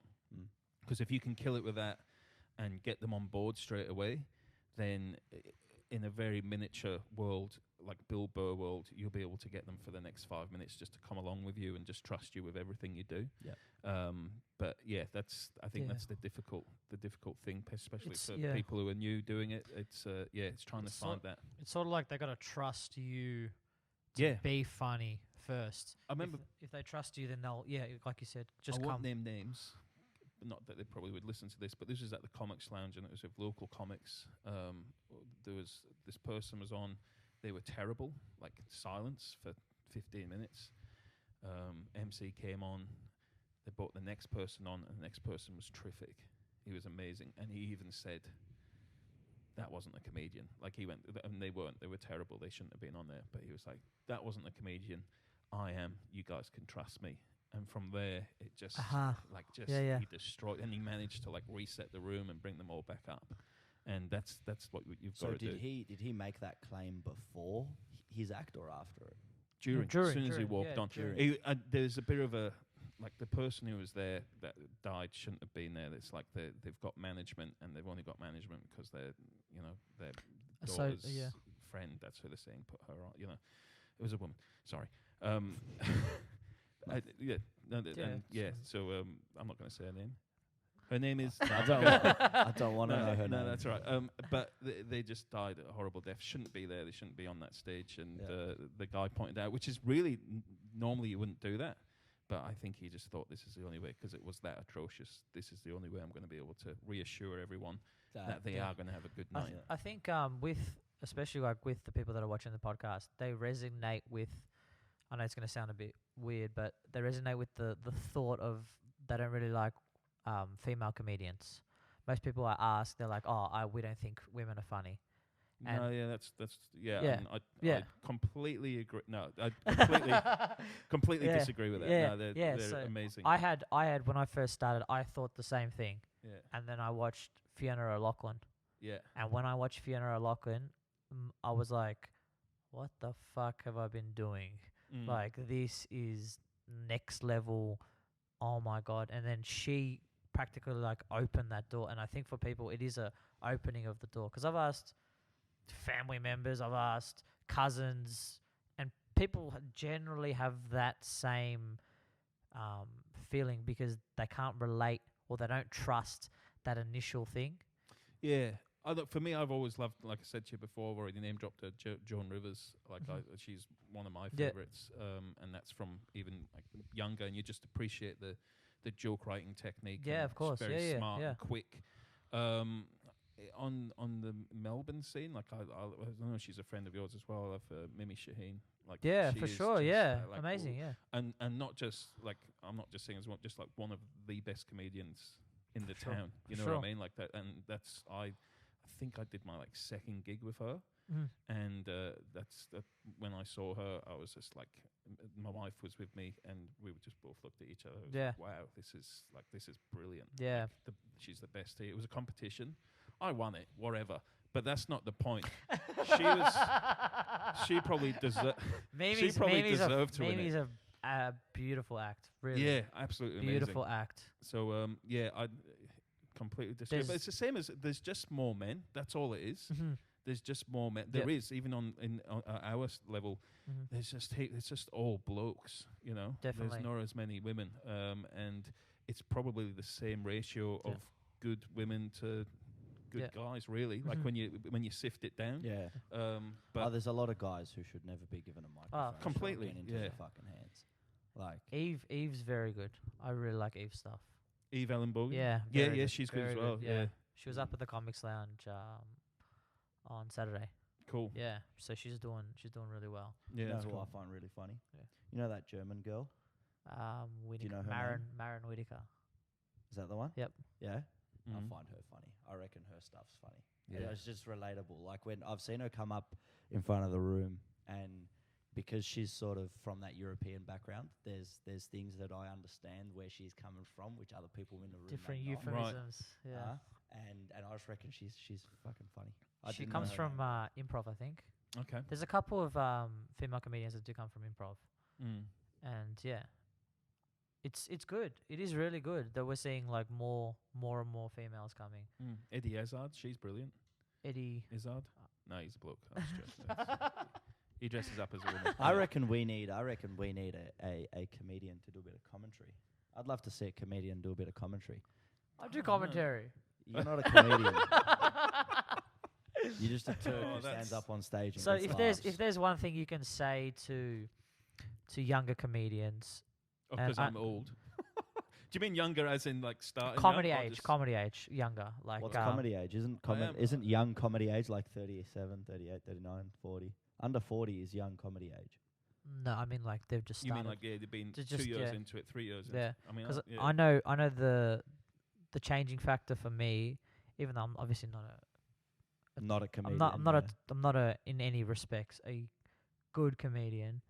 The changing thing for me was I read a book. I listened to a book.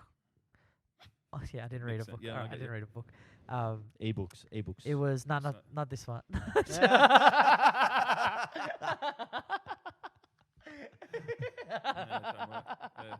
That's what I'm picturing. Do you speak football? Ah. Do you speak football? Yeah, give that one a listen. Yeah. So I think it's ringing, man. You might need to Yeah. answer it. so yeah, I listened to it and they said write punchlines, and I wrote without writing punchlines, and I was even talking to this guy called Elijah Dries, you might not know him, and he's like, I wish someone told me to write punchlines. Isn't that the point of comedy? Yeah, but it's not as Punchlines? obvious as what people think, because you're there trying to explain some sort of thought you had, and you're trying to push it into something, and you actually forget that the put funny punchline. part, it might be just like in conversation, you don't realize that it is actually a Yeah, yeah, yeah. punchline. And so that was the best thing that I took from that book, and it's changed the way I'm writing. I'm like, this is where you're going to laugh. This is where you're going to laugh. That's right. It's You work on your timing it's that way, and it's funny how you mention that. See, like I've seen a fair few comics. They will get up on stage and they will start like indirectly asking the crowd questions when the crowd just wants to hear a joke. yeah, Right. So they'll come up on stage and be like, "So I got a dog recently," and then they'll pause and there won't be any laugh, and then they'll be like, "So you guys know when like the dog shits in the house and everyone's just sitting there waiting for a joke." yeah. And he's trying to get the crowd's attention, and it just don't work. And I've found so many times people will say something, and it's their punchline, but it's not really a punchline. That's what we're saying. Yeah. And then they'll just stand there awkwardly, waiting for a joke, waiting for a laugh, but it won't come because it's not It's weak, laughable. it's weak, It's just it's weak, yeah. information. It's not It's weak. a joke. Yeah, there's no punchline. They haven't worked on it. I mean, that's the other problem with comedy now is clapter, which is kind of what Hannah Gadsby, who's from Australia, started with her stand-up, Nanette. And it's where you say something, it's not funny, but it's a good point, and everyone starts clapping. Yep. And that's where, like, there's a lot of comedians in Melbourne who seem to be more interested in saying, well, I hate people raping people. And it's like, yeah, woo! Well done. And that's it. There's no joke. Like, it's just stating the obvious. Like, isn't it But awful when people are homophobic? Yeah, it is. Okay, cool. But see, somebody like that gets on stage and starts saying that, and I'm the type of person, if I'm sitting in a crowd and I've come to a comedy night, I want that person off the stage. But it I'm not happens. here Yeah, for you to but be that's captain you. of you. People Yeah. actually clap to that. But people will clap to it. People 'cause it's clap like, to it. well, That's oh, yeah, he's right. yeah. He's They're better. like, yeah, we agree with him. He's saying something. And then I come off the stage after doing my 5-minute set about things which are right and wrong. And how did your set go? Fuck, I killed. Did you hear them out there? Yeah. I killed. I Yeah. destroyed it. They were all clapping and cheering. Yeah. And it was just because I said I didn't like people beating people up. Yeah, but that's my point. Yeah. That's what I'm saying. That's why I would get those people off stage. Like, Yeah. it's Yeah, okay- I agree. It's, Yeah. it's It's okay. boring. Like if you come up right and you want to say like one, yeah, like to like a raise awareness, yeah, like fucking violence against women, right? Fuck violence against women, and everyone fucking claps, yeah. It's mad, sweet, but get into the jokes, right? Yeah. Don't just stand there for 5 minutes saying what you like and what you don't like, and fucking, you know what I mean? But that's what I But mean. I If you've think, been with yeah, Adam, yeah. you would have seen shit like that Yeah. already. Yeah, for sure. But I think some people are, when you watch like the top end comedians, they can say something that people will clap to and then have a funny punchline straight after it. And I think people are trying to like mimic that, Yeah. but Forgetting you're the not punchline. exactly, Yeah. exactly. Which was I didn't say anything that people wanted to hear, but I forgot the punchline. I didn't do either. I never got clapped. Right. And I never wrote the punchline. So, So it was a great start. Fantastic. yeah. So, do you have, like I said, do you have anything that you would say to an aspirant? Because you do a lot of mentorship, right? Like you help No. some people. No, Just help myself. no. Oh, Screw him. What makes you think that? That's just because I'm a nice guy, isn't it? You just thought wow. I Because don't. you wear glasses. I will thought, s- I will yeah. speak People to think that we do shit just Yeah, because we wear maybe. glasses. maybe because I'm a dad as well. I don't think Uh-huh. there's too Could many be that. dads on the scene. No, Need more no. daddies. More daddies. Yeah. You want a daddy? No. I want more. I want more ethnics to come into comedy. There's like, I'm the only Turk. There's like 15 Greeks. Like there's Yeah. no like Turk, Arab. They're not being introduced to it. They're not being pushed through it. Oh, there was a guy when we went to that place. I can't remember what it's called, but there was this guy. He had long hair, and he's come on stage and he's Greek. And the first thing he started talking George, about George, George. Jim Vax. Jim Vlax. Yeah. Yeah, I don't know. that was funny. I told him Okay. after the show that he was funny. He came on. He was like, he had a play on Jesus, right? But then he comes out and he's like started talking about how he used to play soccer as a kid, and I like him already. he used to play soccer as a kid, and his dad used to fucking give it to his life after the game. You know what I mean? Like he Right. does everything good in the game, and then there's like one mistake, and then the whole ride home he fucking cops it Yeah, and shit yeah, like yeah. that. And it was just hilarious. Like Yeah. his delivery, his setup, his punchline. It was just everything. I was dying. I Yeah. was absolutely dying. Like it was fucking funny. And Yeah. then there was a chick behind us as well. She was Yeah. choking how much she was fucking laughing, but Yeah. she even laughed at Ardem's jokes, and that's when Which I is sort of yeah. looked at her. She's She's just laughing because she feels sorry for him. That's the meter. So Right. yeah. So if you were to just any sort of thing that helped you get to that next level, when did you feel like you did? I don't know if I'm. I think some people might be blowing up what I've done a bit too much. I still If you- consider if- myself to be an open micer. I think people, when you're another comic watching like yourself, you might not laugh, but you might be listening and think, oh, this guy writes comedy, like he's actually writing and working on it. Definitely. So what was your question? Do I help? Do you have anything that like any stage or information that you gained that you think would help? Somebody, if they Yeah. found out Somebody- earlier down the road. The thing, one of the because everyone's trying to make it. I'm not. I don't care. Like I've got a job I enjoy, and I'm a dad. Like that's it. I'm happy doing that. But one of the things, it was Chris Wainhouse, I think, told everyone in the workshop is become undeniable. That's it. Concentrate on just being amazing at Yeah. comedy. Not like there's too many people worried about, oh, they're with that agency. I want. If I had an agent, if I could just get a gig at the Comics Lounge, I'd be, they'd all laugh at my jokes, and That's it's. that Crab Lab type of. They're putting mentality. all of I don't their. know. I've never been to Crab Lab. No, neither have I. Yeah. I don't know. People are just like, I just want to get on Crab Lab, but yeah. Yeah, people sometimes maybe in this town people want to be seen, more than actually concentrating on doing a good job. And there are some people I've seen their names on at Crab Lab, and I'm thinking, I've never seen you do a joke. Never mind 5 minutes. Like maybe you're trying to do something that you think's working, but you're just lying to yourself because you're hanging out with people who are just laughing at your stuff. But it's not good. They're putting all their energy into like you say, being seen instead of actually giving people something to see. Just be good. And also, there's that many rooms out there now. People would focus on trying to get on at certain rooms. Like I know Splain's certainly a room that everyone wants to get on at. But you can go down and sign up to get on that room. And I'd love to do that room, but I just don't have the time. I've, like I said, I've got wife, kids. I live in Eltham. I just don't have the time to go there. And there will be someone like my mate Gavin, who, he lives out in Gippsland. He'll get the V line out to do it. So, good on him. Like I'm glad he does that. Commitment, I guess. Yeah, but for me, I can only commit to what I want to do, and I just want to get up and always have and I guess this is where it's worked for me, in the sense of doing that Steve Hughes gig. Is I've done rooms that I enjoy, that I feel welcome at. I've gone on and had more good nights often than not.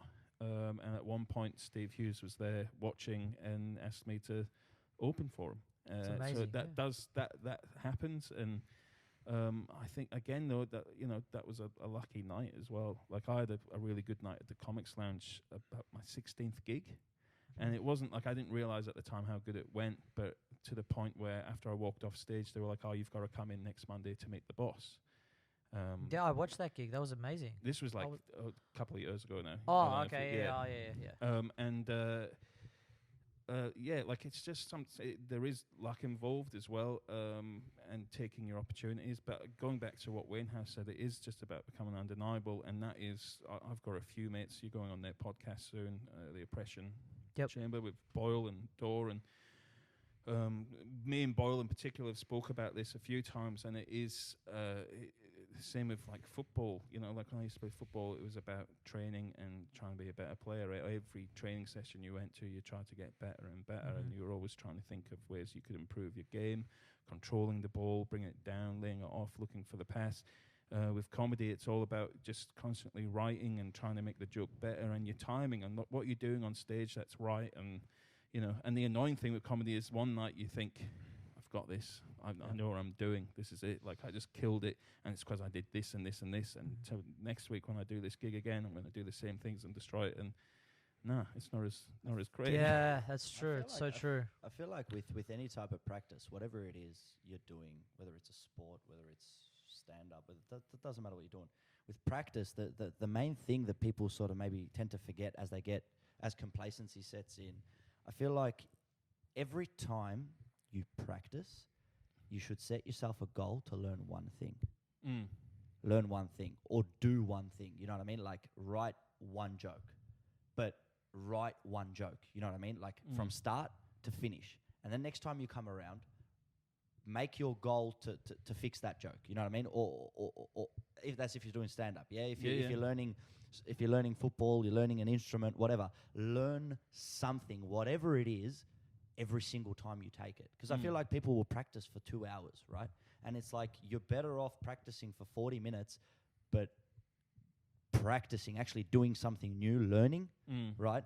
Than just doing the same shit over again or just sitting there staring at jokes or staring at stuff you've written for an hour. You know what I mean? Like I feel like you don't get the sort of the efficiency out of training and practice as people used to back in the day, because well, this is what I'm saying with like when you go and do those open mics in front of 5 people, use that not to destroy the room, but to be comfortable with stage, people not giving you anything. And if you can get to that level of comfort on there, then one day you might get to a level of comfort where you're in front of 800 people and they're giving you nothing, but you're so comfortable that you'll be able to bring it back because you've done that training. That's just it. Like with soccer, when I used to play, I mean, you can probably tell just from the visuals, I hated fitness stuff. Like I despised it. But I just wanted to have a ball at my feet the whole time. I found there was a lot more to be learned from that. And it's the same with comedy. It's the ball in this case is the writing, and continue to do that. The training that in front of 5 people is the comfort level. That's what you use that for. Like the comfort level's the fitness, if you will. The writing is the ball. I'm gonna write that down. No, Sorry. I won't. It's all right. If Well, we've got it. We've got it. If you Say that again. The comfort level is It's the fitness training. is The getting writing fit is for, the for ball match skills. day, yeah. Yeah. And then the content wouldn't- is what you can do when you got the That's ball at your skills, feet. Yeah. That's Great, isn't it? So yeah, it's cojones. interesting. That's like Mr. Miyagi shit, but with Yeah. football and not karate. don't Yeah. you think that people, like you say now, like if you're using that time to get comfort on the stage, wouldn't you say that puts you like 50% ahead of half the fucking comics that are out there?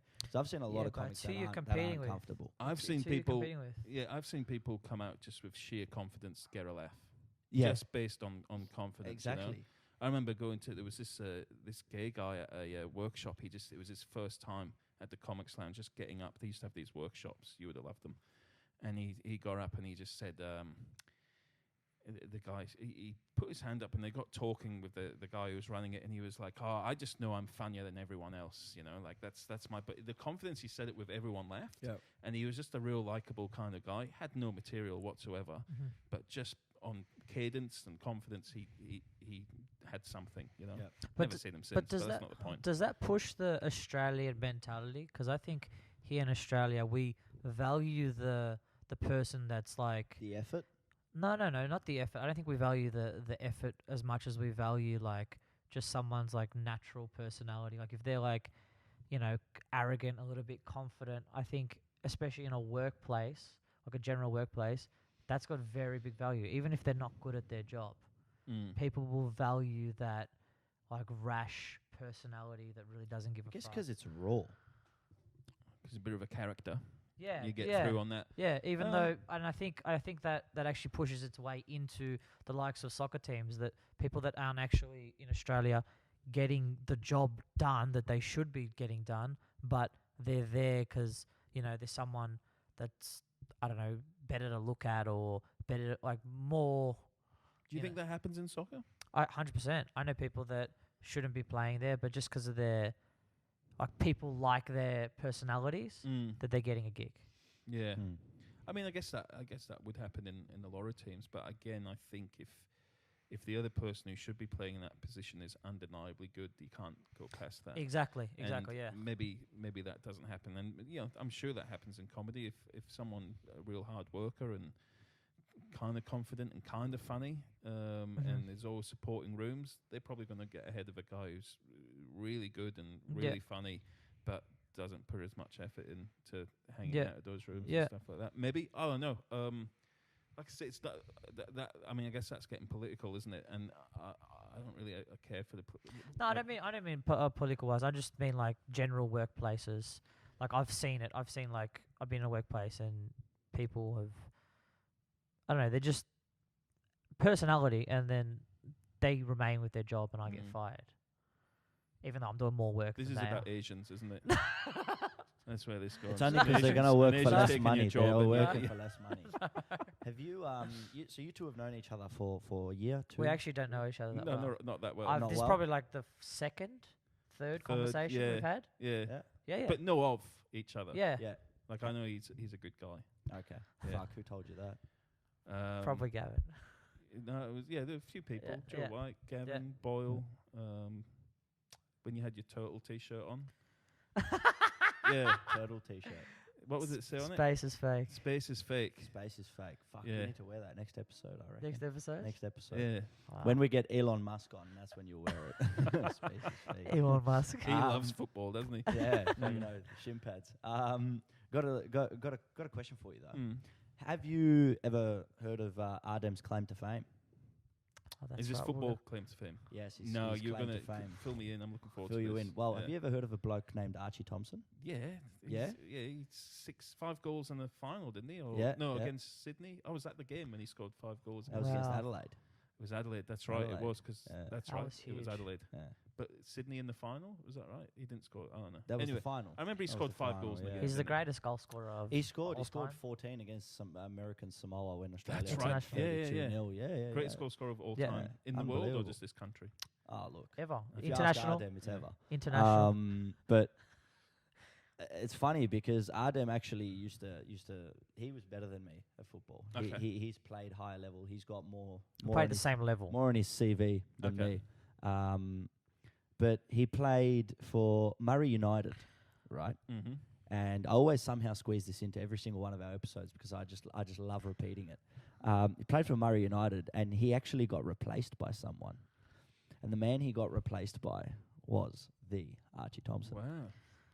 Yeah, he had Right. big shoes to fill. Yeah, did he? Did Yeah. he score? He scored more than I did. Yeah, right. Yeah. Yeah, Well, it was a good move.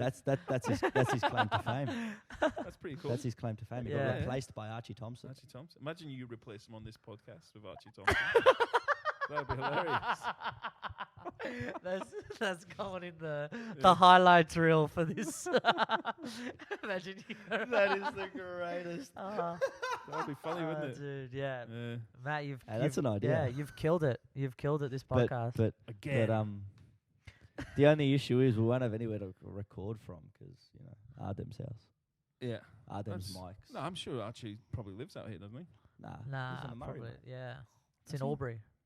Albury All the way Wodonga. out there, Yeah. like on the Mighty Murray. Yeah. Albury Wodonga, Whoa. Latrobe University. That's where Supposed they to play. play, yeah. Wow. Okay. Yeah. That's where he used to play too. Yeah. I Yeah. should That's drive how there. far he had to go to get a fucking gig. Again. Yeah. Yeah. No. Yeah, That's yeah. fine. I went from like 7th division or 8th to State 5? to the 3rd, It's a State 5? Alright. just because I travelled. Yeah. 8th Division Australian, 7th Division Victorian. Wow. Yeah. So That's not bad. it's possible for those people. You can do it, guys. Yeah. Yeah. Yeah. And then I So got that's why you're doing comedy. yeah. Then someone broke my nose. Yeah. Well, That's been That's great, it's guys. been Thank so you. fun. it's Matt. been amazing having you on. No, I've Matt. enjoyed it. Thanks for having me, man. That was a lot of fun. Thanks That's, for being here. We've loved every second of it. It's been I'm great. sure we can make it happen again. Yeah, for But sure. for those who have sat through this podcast, don't forget the Matildas finished second in their group. They're playing knockout football in the World Cup, FIFA Women's World Cup. It's all happening. Sam Kerr's equal top goal scorer. You got to show some support. I want somebody to host a fucking live streaming event. I know. Matildas We can't fans even can find turn a up place. at any time in the fucking morning and watch the game together. I think Crown does it, but fuck. Yeah, but we can't Really? record No at one's Crown. Oh, wow. We went to the Imperial Hotel, right, for the first game It wasn't on. against Italy. 9 p.m. Yeah, magic. good. Yeah, Yeah. Magic. It was crazy. it's about what, 40 Um, people there. Oh, it was 40, 50 great. squads, yeah. We ended up interviewing a couple of girls. Ended up meeting a couple of W League players and all that. Like, Brilliant. got some amazing insight into women's Content football. wise, yes, yeah. And then we're all prepped, ready to go for the Brazil game, and there's nowhere to watch it. Yeah, we drove to the city and they closed. They closed before the game Jesus. because there was no one there. And we were like, And then for the Jamaica Ah. game, we didn't even go. We just watched it here. yeah, And I passed out 5 after a.m. it. No one was going to open up at 5 Um, a.m. But yeah, I'm just pretty annoyed because when the football's not on, Mm. right? So when the Women's World Cup isn't on, you hear a lot of people jumping into social media and jumping in front of TV and saying, "Oh, why isn't the money the same? Why isn't the support the same? Why isn't this the same? Why isn't that the same?" Right? Mm. But now when we have a fucking opportunity to Support support it, Mm. No one's coming out. no No one's one's doing coming out, anything. yeah, So no all one's those coming out. people that have a voice, no one's doing anything with their voice. Yeah, that's a people shame. should come out and support I reckon it's embarrassing. together. Well, there's no one If they get organising to the it. final, I imagine it would be like Fed Square. Definitely. So- But that's No, the they will thing. never do Fed Square. But see, that's No? the thing. Fed even if Square it will is, never I'd happen. look at Australia and I'd think, what the fuck's the point now? Like, it should have been Should have from been the supported start. through the If But- you're going to But support, people did watch it. People did watch it at you home. support It's from the just start. no one is going to go out of their way, But I feel like people would. which is weird. You make it a central Like, for location, Liverpool I feel like fans- people would. Imperial's a central location. There was no one there. Because they didn't advertise it. That's what I'm getting at. Uh-huh. They're not advertising it. Had they put all over, because I even went on the Imperials Facebook page and to check out, they advertised the UFC, they advertised they advertised that, but they did not advertise the Women's It's a shame. World Cup. Yeah, we'll tell them. We'll tell them. Okay, We'll get 'em and that's the shit that needs to happen. You start throwing flyers everywhere that you're doing it, and you start throwing it over social media. People will share it, and people will find out about it. For sure, people will find out about it. And but I'm not saying that there how has many to be people are gonna 3,000 go- people there. How many But people are going to 20, go? 30, 40, 50. Well, it's enough. it'll grow as they Yeah, move yeah. on through It'll the get tournament. better. Who have they better got and next? better. Do they know? Norway? I don't think Norway? it's because. Norway. I think it's Norway. Is it Norway? I think That'll be look, tough, won't because it? the games aren't Yeah. finished yet. So the groups aren't finished yet. So I think they it's said it's most likely Norway. because they still have to work out who's from First, the third yeah. place teams is going to go.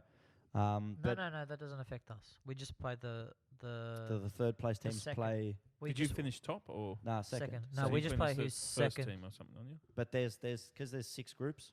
Right. Okay. The four Yeah. best third place teams go into the knockout pool as well. Wow. So okay. I haven't Yeah. actually checked how the Yeah. seating and I stuff think works. the third place waiting for it, plays the first, and then the second plays the second. Can it be Australia-England final? Is that possible? I Like guess with we'll have to the have a way look at the that. yeah. I don't know. That'd be But huge, I wouldn't it? know Italy, Yeah. Italy, Australia, and Brazil. So the top 3 from our group are all through. Yeah. So that'll be interesting if we meet England, Brazil Japan. or Italy anywhere down the road. And USA will obviously be on their way. Yeah, France. USA already got 13 in the USA, bag. China yeah. were traditionally good, weren't they, as a women's team? Am I right? Yeah, they Or- are good. Yeah, yeah. They are good. But I think they're through too. They came third in their group. Okay. I think they might be And through Japan as were well. the They're, former they're winners. waiting for the next games to come. So currently, the China and whoever's from, I think it's Group A, that's finished third. I feel like they're the bottom 2 third teams now, so they might miss out. I think. Because the seeds are USA, Germany, England. Is that right? Top 3? Let's check it out. I'm pretty sure that's right. France is somewhere in there as well to round Okay. out the top 4. I think the names you've got are the top 4. Right. But yeah, Australia came in as 6th Yeah. for the seedings. I thought they were 5th or 6th. All right, cool. Yeah, they were 6th for the seedings. So yeah, it was China who's third. Yeah, I got that China right. will go And the one through. at the top group is Nigeria. So Nigeria's on 3 They were points. good. China's on 4, which means Brazil on 6 are through.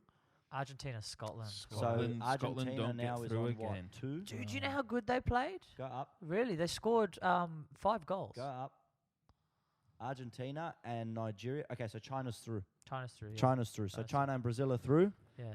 So These 2 guys and have 3. Picked up a point. Yeah. So Cameroon or New Zealand need to win to make it through and New go down. Zealand might get through. That's Go it. down.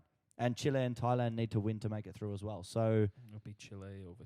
Yeah. Thailand. Nigeria might Thailand actually aren't be gonna win. making it through then in the end because they're Nigeria on were 2 good. points. Good team. 3 points, sorry. But yeah, Matt, thank you very much for thank you, being on the guys. show. We've covered all sorts of stuff. Yeah, it's gone. I reckon we could today- keep going, couldn't we? But We've covered, got yeah, but stuff no to one's do. going to watch it. No one's going to watch it. We've people watch it. we've So what? covered all sorts of stuff from stand-up comedy to football to women's football to international football listening to to books. listening to books. Do you speak football? All sorts of things. Thank you so much. No, Yeah, thank you for yeah, having me, yeah. guys. Do we If- shake hands? Is that what- If you want. We've never done it Um, before, where but let's where shake can they hands. where can the people It's like see we're you? signing. If they wait, wanna go- see you. give yourself a shout out. Yeah, What's the socials? Instagram at Matt O'Neill Thunder Bastard. Thunderbusters. Matt O'Neill Thunder Bastard. We'll make sure that we Are you we gonna tag have a that show one in. coming up in the comedy festival? Nah, I don't No? do shows. You don't do Just, shows? Kings of Comedy in the city. I get up there a fair Yep. bit. You were Yep, there the saw other you, night. And then just around town. I do it. I advertise that. I should advertise it through Instagram, but I don't. I'll make sure to yeah. come check you out. Cool, man. That'll be wicked. Beautiful. I'm keen to see what you got on stage. He's hilarious, Stuff. man. Hilarious. Yeah, Stuff. Hilarious. I'm sure you've got stuff. Yeah. Yeah. General stuff. We'll find Football out. stuff. We'll now. find out what it is. We'll But I'm gonna let you know through Arden when I'm coming, and I want to see the Middlesbrough jersey. okay, cool. I'll make Okay. sure I'll go on, man. Yeah. That's what I want to see. Easy done. Alright. And then we'll post up a photo as well on our Instagram. Wicked. Yeah, tagging you. And we'll tag and tag the Middlesbrough as well. isn't isn't it it? That's Thunder it. You might get Bastard? your commentary job. Thunder Bastard, yeah. Yeah, It's Thunder actually a Bastard. football thing. Okay. A commentator fucked up. A guy did a shot from like 30 yards, and he was supposed to say Thunder Blasted. And it's like Thunder Bastard. And I just, a Thunder Bastard of a goal. Hey, Yeah, that's so, yeah, We should say I that. might put that into my NPL Victoria commentary, man. That's the one. Thunder Bastard. Well, for all of you who have gotten this far into the show, thank you very much for tuning in. We are the Shimpads, Matt O'Neill, Adem Ulutash, and Josip Herzog. We'll be back next week. So yeah. See you See ya. later.